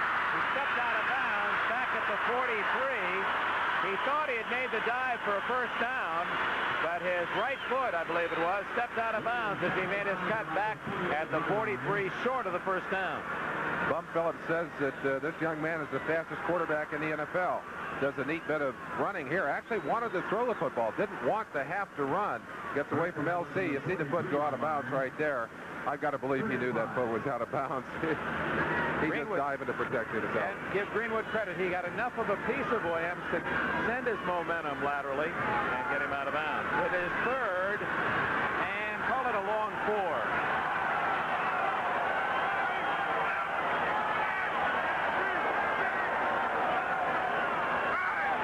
Wing. Incomplete. He had Eckwood open, but overshot him. Lambert, Jack Lambert, in case you weren't with us the first half, was been injured with a knee. Came back into the lineup midway in the second half. And just his very presence has to bring some emotional lift to that defense. I think there's no question about that. Very important that he get healthy. And he said it won't be long until he'll be playing again. Blanchard, with only Bell back, aims it for the sidelines, out of bounds. It's not going to be quite that good. He's going to come out past the 10, I believe. No, 7-yard line. That was a good kick. 7-yard line. Well, if you don't get it drive yourself in that first one, at least you don't want to give your opponent anything to work with. Blanchard saw to that as he pins the Steelers back at their 7-yard line. Going to have a lot of green. Pittsburgh's first possession of the second half. Terry Bradshaw will put it in play from the 7-yard line. Clouds forming off in the distance. There was a threat of some rain, they said, for the second half. Cleveland leading Baltimore 14-6 in the second quarter. And Detroit, the leader in the NFC Central, Tampa Bay's division, is trailing 3-0 at Minnesota. Flyer right into the arms of 25. Curtis Jordan, the left corner from Texas Tech. David Lewis also putting pressure on the runner Blyer. 24-14 Steelers here in Tampa. Let's check on other games with Brian Gumbel. An extra point could come back and haunt the Colts. 2nd and 10, Pittsburgh added 7. Greg Hawthorne to the 9-yard line, and that swarming young defense of the Bucs, led by Richard Wood, 54, and David Logan, 76. And an entry on the play to David Lewis, 57. Oh, 6'4", 245 pounds is Lewis, and he runs the 40 in 4.65. Some running backs aren't that fast. So while they attend to Lewis, let's take a break. 10 minutes, 13 seconds left in the third quarter. The Steelers lead by 10. 72,000, most of them dressed in orange, in support of the Buccaneers. It is 3rd down, 8 at the 9-yard line. Bradshaw completes the Grossman at the 17, or did he drop the ball? He is tackled immediately. He's got it, but I don't think he's got the first down. It'll be very, very close. Grossman catching the pass, but going to the ground, they're going to have to probably bring it in and measure it. Cecil Johnson, 56, former Pitt star, made the tackle. Bradshaw back, has time to throw. 2 people over to block on on Leroy Selman. And you see there, looked like his feet slipped out. Randy's feet kind of slipped out from underneath him, and he went to the ground. He was trying to cut back to the inside. Would have had some fine extra yardage. But he did get enough for the first down, and good news for Tampa Bay, as David Lewis, out for just one play, is okay. 57 Lewis back in the game. Bradshaw, his team in front, 24-14, first down at the 18. Play action. Wide open, Jim Smith. And at the 32-yard line, a first down as Smith, who has been brilliant with the injuries to Swan and Stallworth. He has caught 33 passes, 8 for touchdowns. Get an idea of the speed and the control of Jim Smith. And something else that's interesting, Bradshaw had some zip on that ball and really has come out in the second half throwing with more authority. I wonder if perhaps he just said, hey, forget about the pain in that thumb, just throw the dang football and let's get going here. First down at the 32, and back to the air. Throws to Thornton, breaks the tackle, and out to the 43-yard line. And that is a rarity. Leroy Selman had his man, and Thornton slipped away. But you get a feeling for a player, as you said, who was the most valuable defensive player last year. He reacted so quickly to that play and came with great speed, had great position. Unfortunately, blew it all by missing the tackle, but he is a fine player. And I'm sure it's very frustrating for him, Dick, to have 2 and 3 people blocking on him constantly. Has to take the heart out of you eventually. Selman, indeed, has been double-teamed and triple-teamed most of the year after winning the NFL Defensive Player of the Year award last season. Gain of 2, 2nd and 8. Lyers puts his head down and fights his way near the 39. Number 40, the right corner, Mike Washington, and Leroy Selman trailing the play, made the tackle. Can't make always the great plays. Let's watch number 63, Selman, again going inside, getting a good block by 66, Ted Peterson. But he's coming inside out with good speed, and although totally out of position to the inside, made it all the way back outside to get a piece of that tackle. Fine speed for the big man.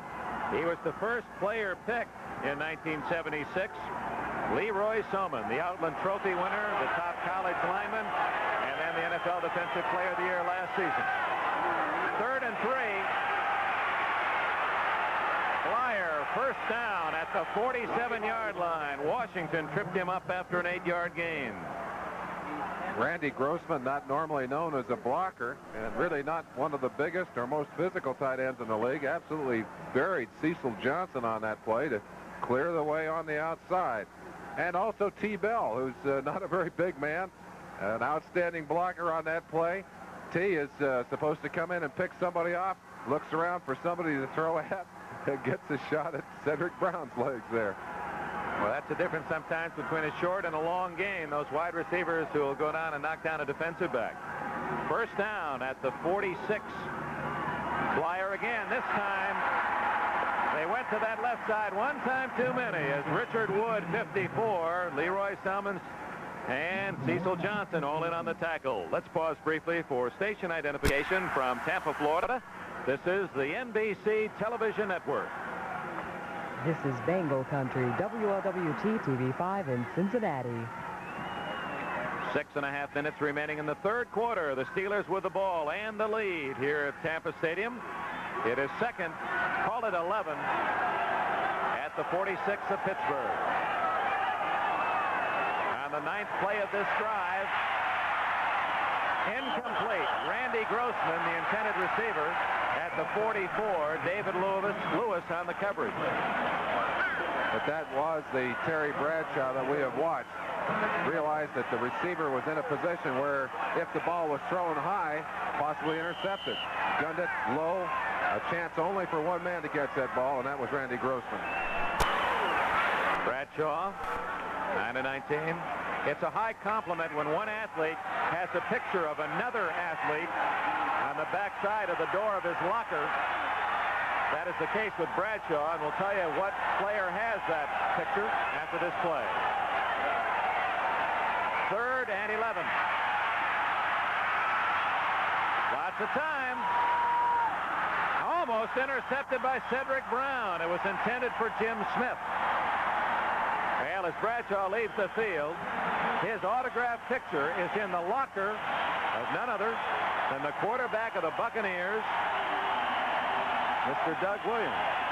Doug Williams, it says, God bless you, Terry Bradshaw's autograph. So Williams said, I'm from Louisiana, and so is Bradshaw, and he has been my hero, and I'm proud to have his picture in my locker. I hope someday I'm as successful as he has been. Well, as we said, he certainly has the tools. He does need some polish. Greg Colquitt, he's kicking better than he has for a while, although that's a low one to Reese. at the 12. Little Olay sidestep, flag down. Reese has stopped at the 10-yard line. Good coverage by Pittsburgh after the 43-yard Colquitt punt. Lauren Taves made the tackle. Boy, those punts are dangerous, though. He's not getting any hang time on him, Dick, and that's the kind that scare the death out of your special team coach on the side, because they're very, very difficult to cover. Personal foul goes against Tampa Bay, so they'll mark that half the distance, about the 6-yard line. John McKay, telephone contact with Bill Nelson, his former quarterback at USC, former star with the Cleveland Browns. His son working with us here in the booth. Number 25, receiving team. First down. Curtis Jordan with a penalty. First down for Tampa Bay, and a timeout here at Tampa Stadium. Less than 6 minutes remaining in the third quarter. Steelers 24, Bucks 14. 56-year-old John McKay, who played at Oregon in the late 40s. Norm Van Brocklin was the quarterback on those teams with the Ducks and went to USC 16 years. He's talking with his offensive coordinator, Bill Nelson. Doesn't have the best seat in the house, does he? Well, in a way he does. Nelson was on the sideline for a long time. McKay finally moved him upstairs because they were taking too much time calling the plays. Now Nelson communicates directly with McKay, has the advantage of seeing the defenses, and they've saved themselves some trouble and some penalties as a result. Ball at the 6-yard line. Tampa Bay trailing 24-14. 6 minutes left in the third quarter. That's Ricky Bell out to the 11-yard line. Bell does a lot of things well. One of those is to hold on to the football. He has a great record regarding not fumbling the football. It's, in terms of percentage, they had it worked out. That's one of the lowest, third lowest in the last 5 years in the NFL. Very important. Obviously, Pittsburgh having trouble in that. They lead the NFL in coughing the football up. It's been one of the problems they've had during this season. Been working on his footwork, too, as Bell. He married a dance major from UCLA this last year. 2nd and 5. Williams going long. Had him open, but couldn't hit Gordon Jones. The former Pittsburgh All-American had beaten Mel Blount. Let's go to New York. Brian Gumbel.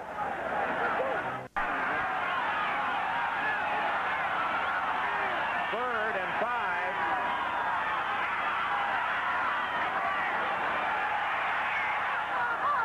What a throw by Williams. Eckwood with a first down at the 28-yard line.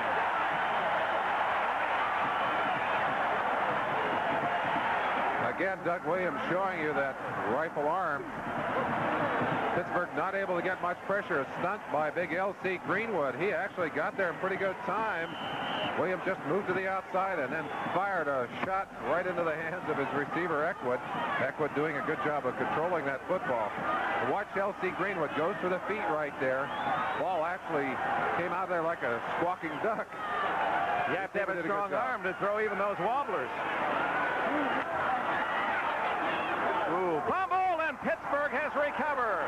Now, we just talked about Bell not fumbling, but he was scissored by two Steelers, and L.C. Greenwood comes up with a ball after Ham and Lambert had popped him from both sides. We talked about the inspirational factor that Lambert brings to the defense. Certainly, he and Jack Ham doing a good job right there, swarming all over the top of Ricky Bell, and L.C. Greenwood tremendously alert. Well, there's no question that Lambert's presence, just his presence, elevates the performance of that defense tremendously.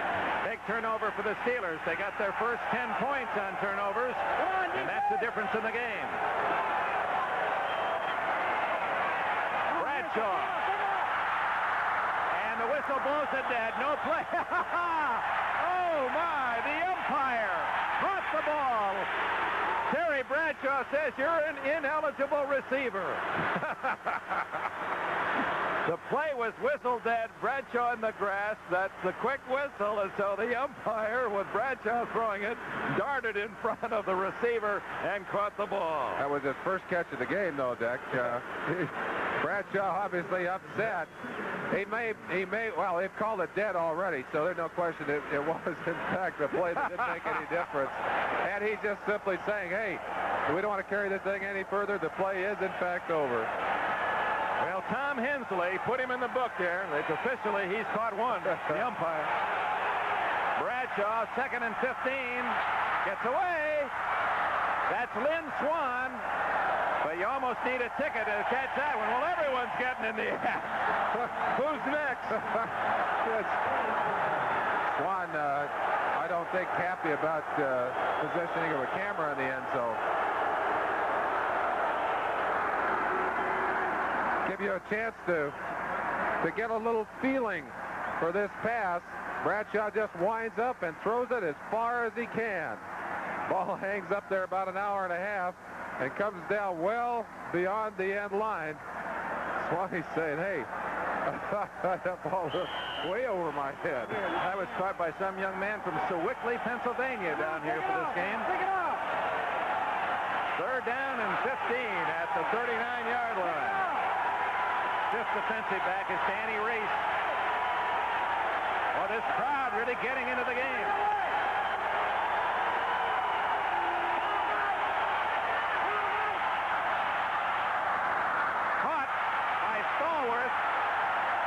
Short of the first down. Aaron Brown, 55, in for the pass coverage, made the tackle after a 12-yard gain, but that's 3 yards shy of the first down.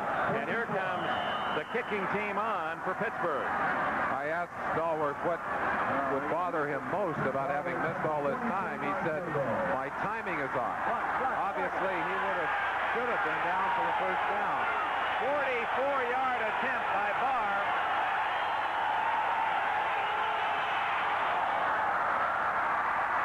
No good.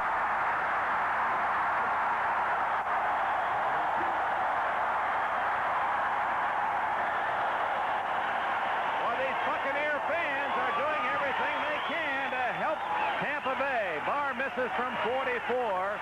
3:58 left, and the score remains a 10-point difference as you see it again from ground level. Chance to get right down into the action. Ball certainly kicked long enough. Just off to the side. You see it breaking away. Little celebration down there by some of the ball boys under the end zone. So the Buccaneers get the ball at the 27 when we return. Franco Harris, 3rd greatest rusher in the history of this game, 7 yards away from 9,000, but apparently will not play today. Concussion suffered last week. His team, the Steelers, in front, 24-14. Less than 4 minutes left in the 3rd quarter. Tampa Bay's Doug Williams sets his line at the 27.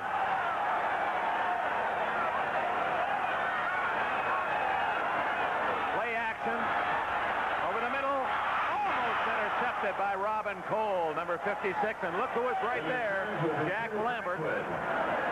Boy, do they miss him. You know, he's the center of that entire defense, that middle linebacker. Well, a great many of the first down passes that have been completed against Pittsburgh have been completed in the area that Lambert normally patrols. And you see how quick he is to respond and the great depth he gets. He was right there in front of that receiver. Actually, another linebacker there, too, to help him, Robin Cole, but both of them could have knocked it away. 2nd and 10. Williams down the middle for Giles. Might go all the way. Donnie Shell saves a touchdown at the 23.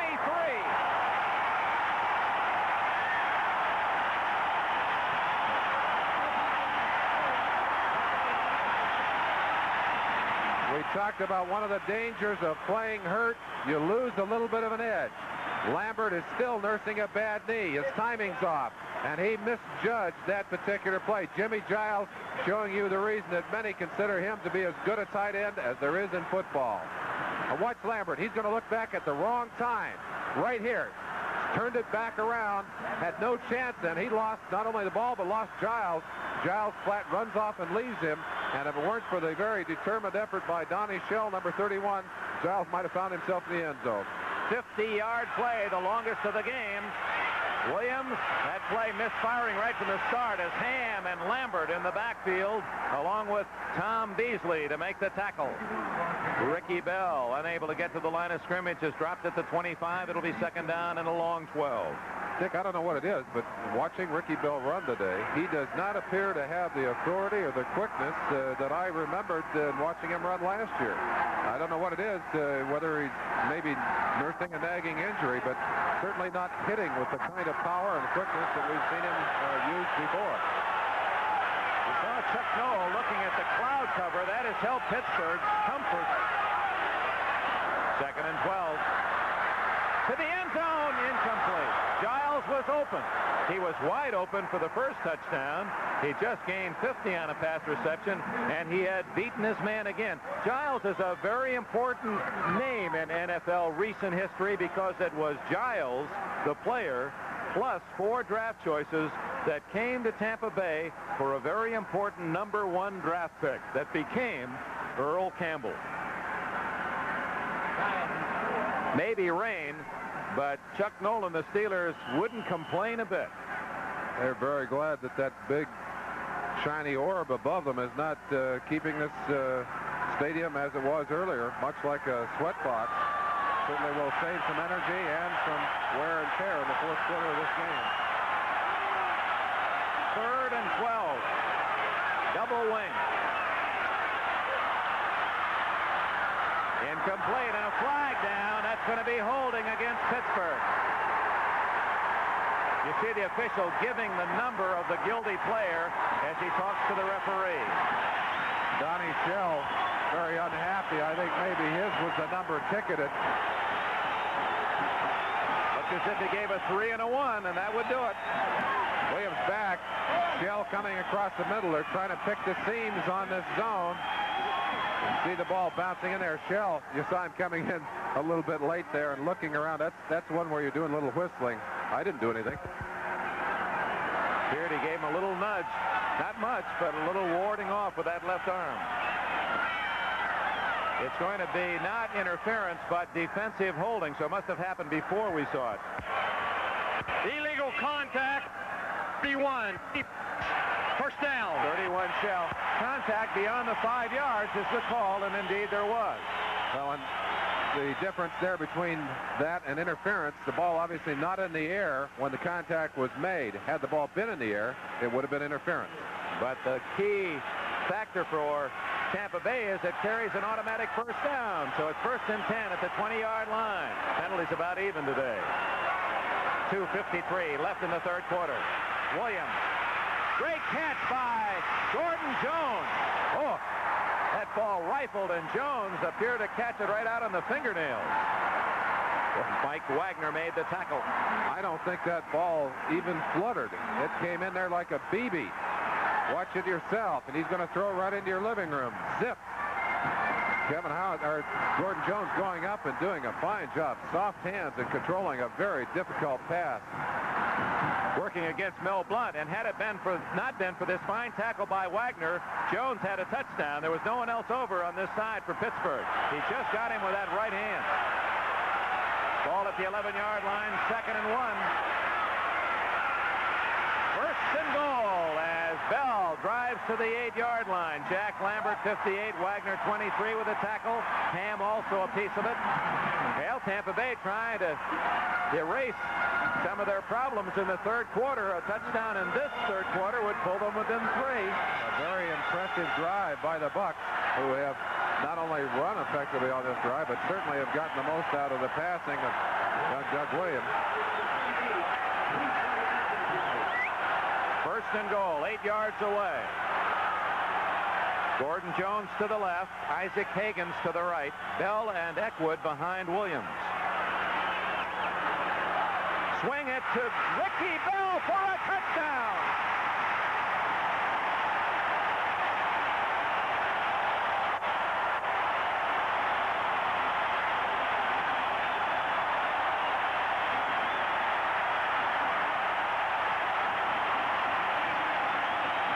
and the Buccaneers are right back in it.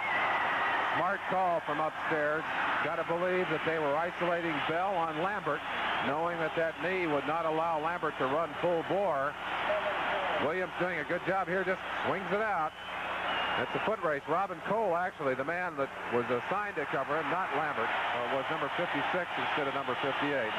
Garo Yepremian, who has not missed an extra point since he joined the Buccaneers, drills it through. And with 1 minute, 20 seconds left in the third quarter, the Steelers' lead is shaved to 3. This crowded Tampa Stadium on its feet as the Buccaneers have driven 73 yards in 7 plays to pull within 3. Yepremian's kick to Pollard at the 9. The 30, and down at the 32, hit by Andy Hawkins and Tony Davis. Here's the touchdown again, Merlin Olsen. Beautiful timing on this throw. Williams waits until the last second and just flicks that ball to the outside. Bell, who is also the leading receiver on this team, as well as leading rusher, showing a combination of both. Tucks the football away, breaks it to the outside, and into the end zone for a touchdown. That's only the second time in Tampa history that a Buccaneer quarterback has thrown 3 touchdowns in a game. And Doug Williams, with that throw, has just done it against the world champion Steelers. From the 31, Blyer. Look at him drive almost to a first down at the 42. Blyer still has enough speed to get outside on occasion. He's amazing. Rocky announced his retirement before the season started, and you got to believe that Chuck Noll may come back and ask him to stay for a while. Does get outside, gets away from Logan, number 76. Curtis Jordan, number 25. I believe he may have that. Yep, he does. Almost to the first down line. It'll be second and very short. Oh, gosh, what a nice time to throw a long ball. Oh, you want to be a quarterback, do you? Oh, all the tackles want to be a quarterback, Dick. Bradshaw with a down with which to play, but he gives it to Blyer, who has a first down at the 44-yard line. That's 58 yards for Blyer, matching the leading total for the Bucs, held by Ricky Bell. 24-21 here in Tampa. Let's go elsewhere. The most exciting game, and there's no question about the home field advantage for these Bucs. These fans have really been in total support. But it's Pittsburgh on first down at the 43. Thornton, big hole. And he's to the 50-yard line before Mark Cotney and Cecil Johnson can make the tackle. Cotney, number 33, has played in every Tampa Bay game. Preseason, postseason, regular season. He came from Houston in the expansion draft. Dave Revis, the tackle from Pittsburgh, are the last 2 remaining from the start of this Tampa Bay team. We talked about the Bucs' difficulty in the third quarter. They won the third quarter today, 7-0. That's right. And this has been the tough quarter for Pittsburgh. Let's see how they do.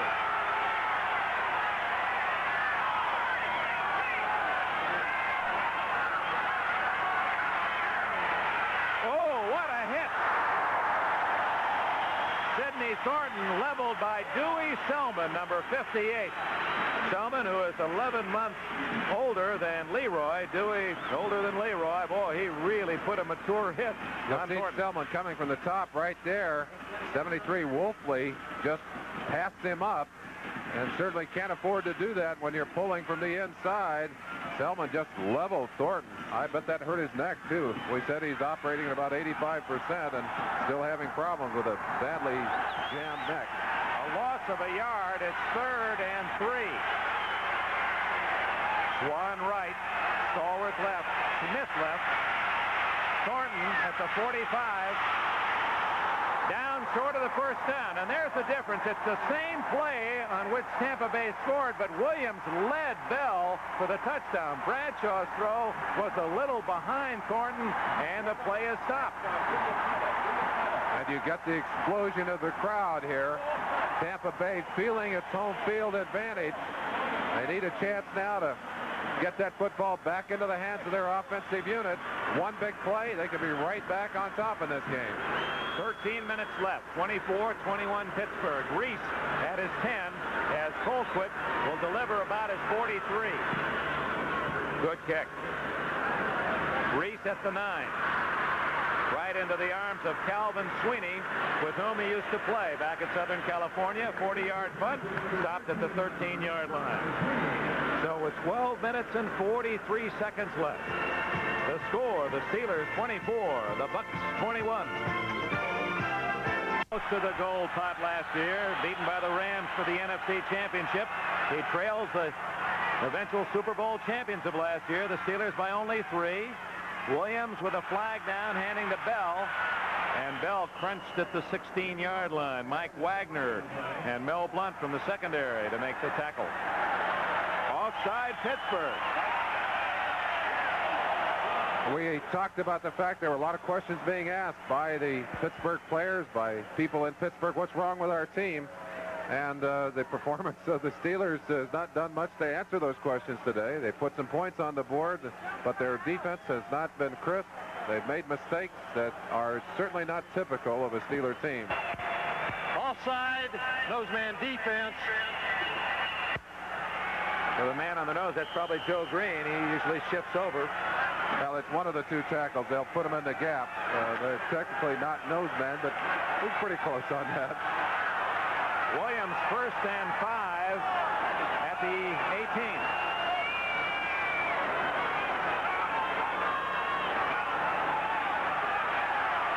Wide open. Jordan Jones. He was all alone, but the pass not there. One hopped it, and Williams unhappy with himself. Williams reminds you of a young man that's just simply not sure of what he has in that right arm, and at times unable to control the power, unable to throw the kind of finesse pass that needs to be thrown. That's a matter of experience. You can't think about that pass. It's got to happen, and he needs some time. Tony Davis is in the backfield. We interrupt only to say that's rare. He's not carried the ball in 2 years here, and Davis is in now. Doesn't get the ball. Instead, it's to Bell.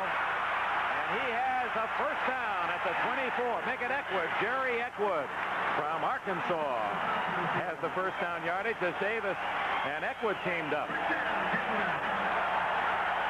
George Yarno slow getting up off the ground. I talked to Tiger Johnson, Bill Johnson, about this offensive line. He said, we've had our trouble this year, but I want to tell you something about our young man. He said, we have one of the finest groups of talented youngsters in the NFL. Give us a little time, and we'll put some people down. Wilson of Wisconsin, the center. Yarno of Washington State. Snell of Wisconsin at guard. Revis of Arkansas. Han of Alabama are the tackles. Williams incomplete to Bell, covered by Jack Ham. And one of those youngsters in the line for Tampa Bay is number 72, Ray Snell, the #1 draft pick by the Buccaneers this year. He played clarinet in the junior high school band. We're talking about 72 right there in the middle of your picture. At the Baltimore Colts games as a kid. So he was on Memorial Stadium as a player, clarinet, mind you, long before he'll play there as an athlete. And when he was drafted in the 4th year of the Buck franchise, he said, I've been a Buck fan all my life. McKay said, that makes you the biggest 4-year-old in the world. Williams, 2nd and 10. Wagner dropped the ball. Giles the target. Wagner had his 6th interception right there. Wagner, I'm sure, absolutely. Well, you don't have to say anything. He said it for us. And I'm sure that another young man who is counting his lucky stars down there, Doug Williams, a bad pass, simply overthrew it. We said he had a little trouble with his release. Sometimes lets it go a little early. The ball takes off on him. That's exactly what happened there, way over his receiver's head and right into the hands of Mike Wagner. Tampa very lucky that the ball ended up on the ground. Williams, 3rd and 10. 11 minutes, 40 seconds left. 24-21 Pittsburgh. That's Jones in motion. No, House. Make it Kevin House. In the flat. Right off the face bars of Ricky Bell. Went through his hands and off his face protection, and Jack Ham there to cover. So Tampa Bay will have to kick it away. Opportunity there to change the momentum in this game. They were able to stop the Pittsburgh Steelers. Looks like they might be able to get something going offensively. Now the responsibility shifts back to Tampa's defense and Pittsburgh's offense. Blanchard delivers. Theo Bell, fair catch. Boy, that was a late signal at the 28-yard line. But he saw Neil Colsey sprinting at him, and he was very wise in electing to throw up that right arm after a 47-yard punt. So Pittsburgh has the ball. Lots of time left, 11:27. Involved in getting Tampa Bay an NFL franchise. He was chairman of the committee. Now that Tampa Bay young team is only 3 behind Pittsburgh with plenty of time left in the fourth quarter, and down goes Thornton. As he made his cut, he lost his footing, and he also met David Lewis and David Logan. Down in the pits, get a chance to look at number 57, David Lewis. He's driving on 61. Tyrone McGriff got excellent penetration. No place for Sidney Thornton to go. Just ran into the stack and lost some yardage. Second down and 12 at the 26-yard line. Bradshaw has Swan right. Smith left. Over the middle. Incomplete. Intended for the tight end Randy Grossman, but well covered by the Buccaneers, Scott Brantley and Aaron Brown. They're two young linebackers that have played very well today for John McKay. See some of the Pittsburgh fans exhorting their team to get themselves going offensively. Pittsburgh has not done well on third downs today. Only 3 of 11. Third and 12 for Bradshaw. 3 wide receivers. Swan left with Smith. Theo Bell to the right. Blyer the only back.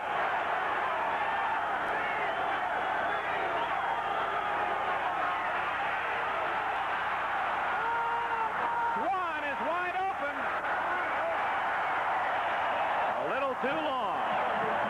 Mark Cotney had been beaten by Swan, but the pass didn't get there, so Tampa cheers its defense.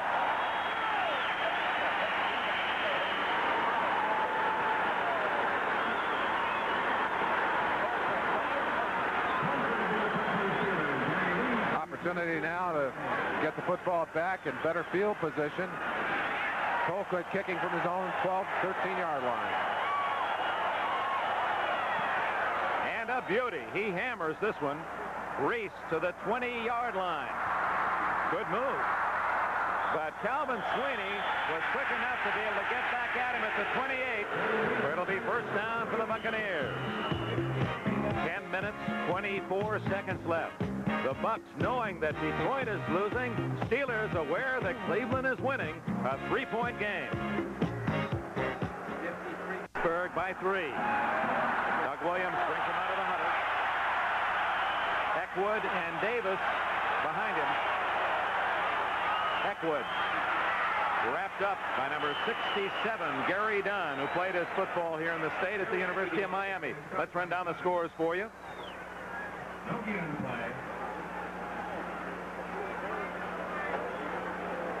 Maybe we'll walk them down. Thank you very much. Well, we had a little trouble with our visuals. I hope they don't have any trouble with that later on this year when they don't have announcers. What would they do without us? Second and 10. Williams almost intercepted. Mel Blunt had a beat on that one, made a perfect move on Kevin House, and fortunately for Tampa Bay, the pass was thrown wide to the sidelines. Had it been where Williams should have thrown it, Blunt would have had an interception. Flashes of brilliance from Williams, and yet flashes of the kind of performance that will, well, I guess John McKay's hair is already gray. He may just start pulling it out. Ball at the 29-yard line, 28-yard line, where it is third and 10. Bell into the backfield, double wing formation. Steelers use the extra defensive back. Down the middle, almost intercepted by Jack Ham. Let's say something about Ham. We've watched watched the Saturday practices of the Steelers over the years, time and time again, the last man to leave the field is that guy, 59 Ham. He was out playing one-on-one with Franco Harris running pass patterns yesterday as a receiver. He just loves to be on the field, and he shows it. What an athlete and a great desire. Theo Bell has some running room, 32, 38. Like a surfer waiting for the next wave, and he finally got it. 52 Brantley with another play defensively for the Bucs. 40-yard kick, 6-yard return, 9:27 left, and now the ball is in Pittsburgh's court. A couple of hundred stayed at home. Very colorful crowd. 9:27 left, 24-21. Pittsburgh lead. Rocky Bleier. Good gain on first down. That's about the 44, nearly 5 yards before Aaron Brown, 55, made the tackle. Aaron Brown. Down on the line of scrimmage, 52, Mike Webster just blasting David Logan off the line of scrimmage. One of the advantages that Pittsburgh has against the 3-4 team is the incredible strength of Mike Webster, and he does manhandle some very fine nose tackles. You have to be strong against that 3-4, and Webster was the NFL's strong man. He won it in the contest. Broken play. Bradshaw gets out of bounds. Now there's where the new rules and the enforcement of them have really helped. At 25, Curtis Jordan came up 5 years ago. Jordan would have made his hit right on the sideline, and that time he just let Bradshaw go, and we're pleased to see that. The rules are taking their bite. Something else very interesting that happened is Bradshaw jumped the bench. Tony Davis, who was ticketed with a 15-yard penalty on the other side of the line of scrimmage, or on the other side of the field, actually jumped over there and grabbed Bradshaw to try and help him keep from falling. I mean, an interesting reaction on the part of an old teammate. Good to see. 42. 3rd and 7. Pittsburgh. Double left. Bradshaw, lots of time. To Grossman. Did he catch it? No. David Lewis was there on the coverage. Grossman argues he caught the ball. It would not have been a first down even if so ruled.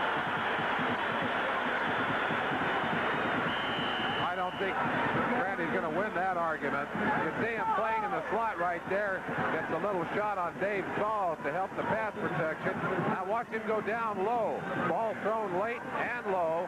Grossman digging it out right here, but he's covered up by the receiver. You see the hand pop free? I don't think he caught it with one hand. Colquitt end over end. Reese lets that ball bound out of bounds at the 21-yard line. Boy, the last 3.5 minutes we've had a change of possession, 2 for each side. Now it's Tampa Bay's turn. Still 8.5 minutes left in this one. And the Steelers 24, the Bucs 21. Dallas and the Giants are tied at 35 in the 4th quarter. Giants looking for a big upset. That'd make their season. 35-21. The Redskins were down 35-0. 35 is a popular number. Cleveland more than a 2-touchdown lead at Baltimore. 3rd game ahead of Pittsburgh. St. Louis a commanding lead, a surprise there against Atlanta. Minnesota, Detroit. Tampa Bay is in 2nd place behind the Lions by a game and a half. That could be very important for the Buccaneers. First down. Williams complete. Gordon Jones at the 34-yard line, a first down. Mel Blount made the tackle, and you better believe you have to have a strong arm to complete that pass. When you roll to your right and throw all the way across the field to your left, you're opening yourself to all of the dangers of the interception. But watch the rifle shot here. Zap. Receiver coming back to it, but no chance to intercept. One closing quickly on the ball. That's when he's good, he's very good, and well, when he's bad, he's awful. Little girl with a curl. 7:50 left. Bucs trail by only 3. Bell. Found a little daylight and squirted out to the 40-yard line. Good move by Ricky Bell. Stop by Lambert. Let's look at the National Conference Central Division standings. Detroit in the lead, but losing 17-0 to Minnesota. If Tampa Bay should come back to win this one, they'd be only a half game behind the Lions. And Minnesota, with a win, would be back in it. And interesting that one tie might be the difference for these Bucs. That tie coming against the Green Bay Packers. 2nd and 4. Bell outside, has a little running room. Oh, Robin Cole came out of nowhere to knock him out of bounds at the 41-yard line. It'll be 3rd and 3. Now let's go to the AFC Central Division, see where the Steelers stand. These are the standings before today's play. The Browns are winning at Baltimore, 21-6. Houston plays Monday night at home against New England. I know there are a lot of Oiler fans and players watching this one with interest. And Pittsburgh a game back, so the Steelers can ill afford to lose with this schedule remaining. Cleveland, then they've got to go play a tough Buffalo team on the road, home against Miami, have to play a tough Houston club, away, Kansas City, and then away again at San Diego. It won't be easy for Pittsburgh. 3rd and 3. What a catch by Kevin House. Kevin House, he's known for his speed, not his catch.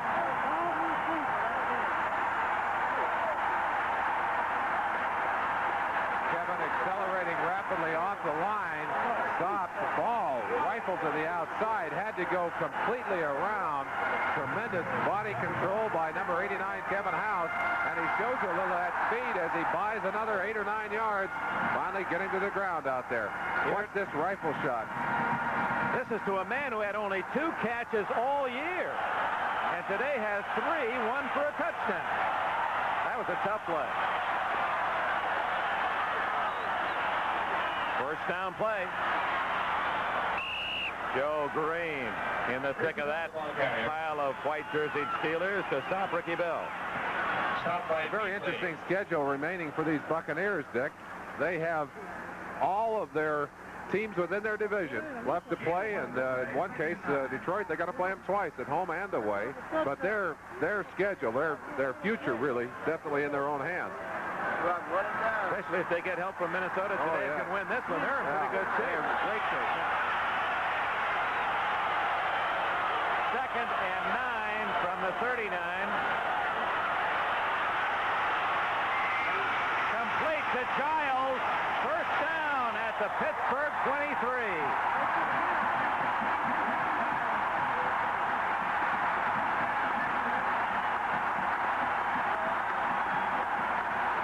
Taking himself out of the game after this play. I certainly would hope he hasn't stretched that knee, but you saw Doug Williams get away from Joe Green, 75, responsible for containment on the outside. Green could not run down the speedy Williams, who just got out there and zipped a shot for a big first down. They're threatening now. They need 3 to tie, 7 to go ahead. And they're in field goal range. 5:25 left. 24-21 Pittsburgh. First down, Tampa Bay at the 23. Williams to throw. Deflected, intercepted by Donnie Shell. Out of bounds at the 15. A deflected pass, and Shell has his 7th of the year. Chance to watch it yourselves. Williams, I'm sure, terribly disappointed at this pass. Joe Green up in front. It looked like that ball just skipped off of his hand to the outside, and Shell alertly picks it off. That's what, his 8th interception? 7th interception of the year. But Donnie Shell certainly coming up with one of his biggest plays of the 1980 season. And as Joe Green was leaving the field, actually almost went down to his knees. I think so pleased that they stopped that. So Pittsburgh stops Tampa Bay's drive with the interception. Cliff Stout is the quarterback, gives to Blyer, and he's hit hard at the 20-yard line. Cliff Stout, number 18, replacing Bradshaw. Stout, prior to this year, had not played a down, was already qualifying for the retirement plan without playing. He was best known for the fact that on the alphabetical list, Stout happened to fall between Stallworth and Swan on the Pittsburgh roster. A little ironic perhaps to look back and realize that 2 tipped passes today. One that was tipped into the hands of Swan for a touchdown. This one tipped into the hands of Donnie Shell for an interception. That's an excellent point. Boy, there's Flyer for a first down out to the 27. The Steelers, and good teams make their own breaks. We're not saying you have to be lucky, but sometimes it helps. I don't know what I say there. I guess I contradicted myself. Well, that's all right, Dick. I guess that the point is that the Swan play was a gracious gift, but that play was just good defense, and the Steelers were at the right place at the right time, and that's why they lead 24-21. Still time remaining, 4 minutes. Cliff Stout at the controls now at his own 27. Blyer, the workhorse, breaking tackles and gets to the 31. David Logan, 76, finally made the stop. And Blyer doesn't play all that much. He has to be tired. Coming up, we're going to sit back and enjoy the second game of this doubleheader. Denver and San Diego. They're going to use that new Luma lens that we employed in boxing. It'll take you right inside the play. Miami and the Rams, Kansas City, Seattle, Oakland, a hot team against the Bengals, and Buffalo and the Jets. That's your regional action to follow this one. From the 31, 2nd and 6. Russell Davis, not quite to the 35-yard line. It's Mike Washington from Alabama, the right corner, came up to make the stop. Tyrone McGriff, number 61, pulling in front of Russell Davis. Davis hasn't had much of a chance to play, Dick. It didn't look like he was able to take advantage of that block as a more experienced back might have been able to. They really do miss Franco. And Franco perhaps using his block still, in spite of his 10 years, as well as any back in football. Down to 2 minutes and 40 seconds left, and a big third down. This could be the game. Tampa Bay needs to stop Pittsburgh to get the ball. Pittsburgh trying to run out the clock. Up the middle, going to be close, near the 37-yard line. I don't think they've got it. David Lewis spearheaded the charge. Now, some of you folks in Buffalo, Cincinnati, Denver, Kansas City, Miami, we want to alert you that since this game is running long, we're going to be switching you to the games in the second half of the doubleheader that involve the teams you're rooting for. But, of course, we'll keep you abreast of all the developments in this one through NFL 80. It's going to be 4th down. It looks like Chuck Noll may go for it. Interesting decision. Oh, my. Wow. I watched George Furless, the defensive coach, come over to talk, and it looks like they're going to go for it. Unless they're just going to try to draw him offside and then go for it. The clock's going to wind down to the 2-minute mark anyway. So we'll have time to think about it, and so will the two coaches. 2 minutes remaining in this game. We'll quick duck in to score. Minnesota's now taking a 24-0 lead against... For over 1,000 yards passing. And I'm sure that all the questions being asked around Pittsburgh, many of them center on the inability of the Steeler defense to handle the Cleveland Browns. Of course, a lot of people are finding it difficult to handle Cleveland. But certainly the pressure on Chuck Noll and his staff, George Perlis, the rest of them over there, not over here yet, because they desperately need this win to set the stage for the rest of the season. And if Doug Williams can go in there and get a couple of more passes, he's got 53 seconds, still got a couple of timeouts. Well, he's got one timeout left, and that might become critical, too. You got to wonder at what he saw that would be important enough to take that timeout. But he is an explosive young man, has a powerful arm, and quite possible they can get down the field. They only need 3 to tie. They can still get inside for a field goal. And there's no one better than Gary Yepemian inside the 40. 2nd and 10.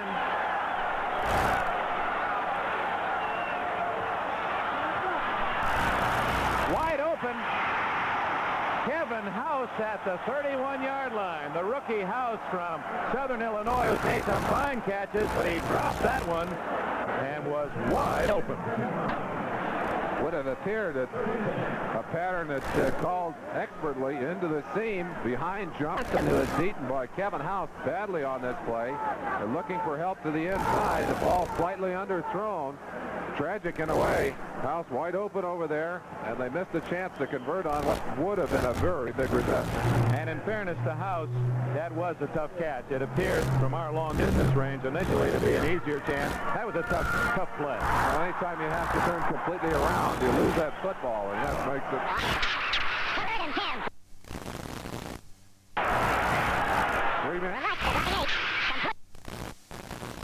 Let's see where they mark it. And here's Williams trying to hurry to the line of scrimmage. The clock is running. 37, 36. They do not measure for a first down, although it's very close. They could have asked for one. Now it's 4th and inches. He can't throw it away. If it's incomplete, that's it. That's it. Incomplete. They didn't ask for a measurement, and it was 4th and inches. They could have stopped the clock. And it's Pittsburgh's ball. They take over and down. I think Williams thought it was a first down. I can't believe that he didn't ask for the measurement somewhere. It was right in front of the Tampa Bay bench. They could have called out and called timeout. No one heard it. Williams now talking to him, saying, I think we got the first down. Measure it. I wonder what happened if they picked out and measured it and they had the first down. Too late now. Pittsburgh owns the pumpkin. And with 21 seconds left, it's academic. And Doug Williams can't believe his ill fate. So important to have presence for a quarterback.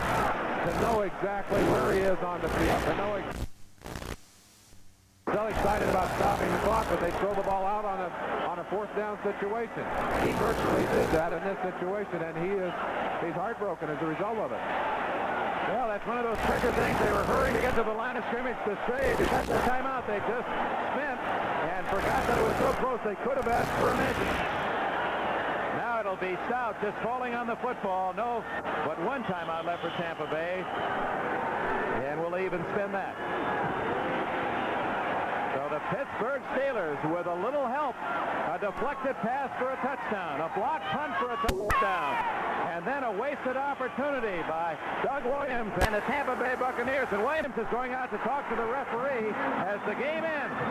The Steelers stay very much in the central race. They have defeated Tampa Bay 24.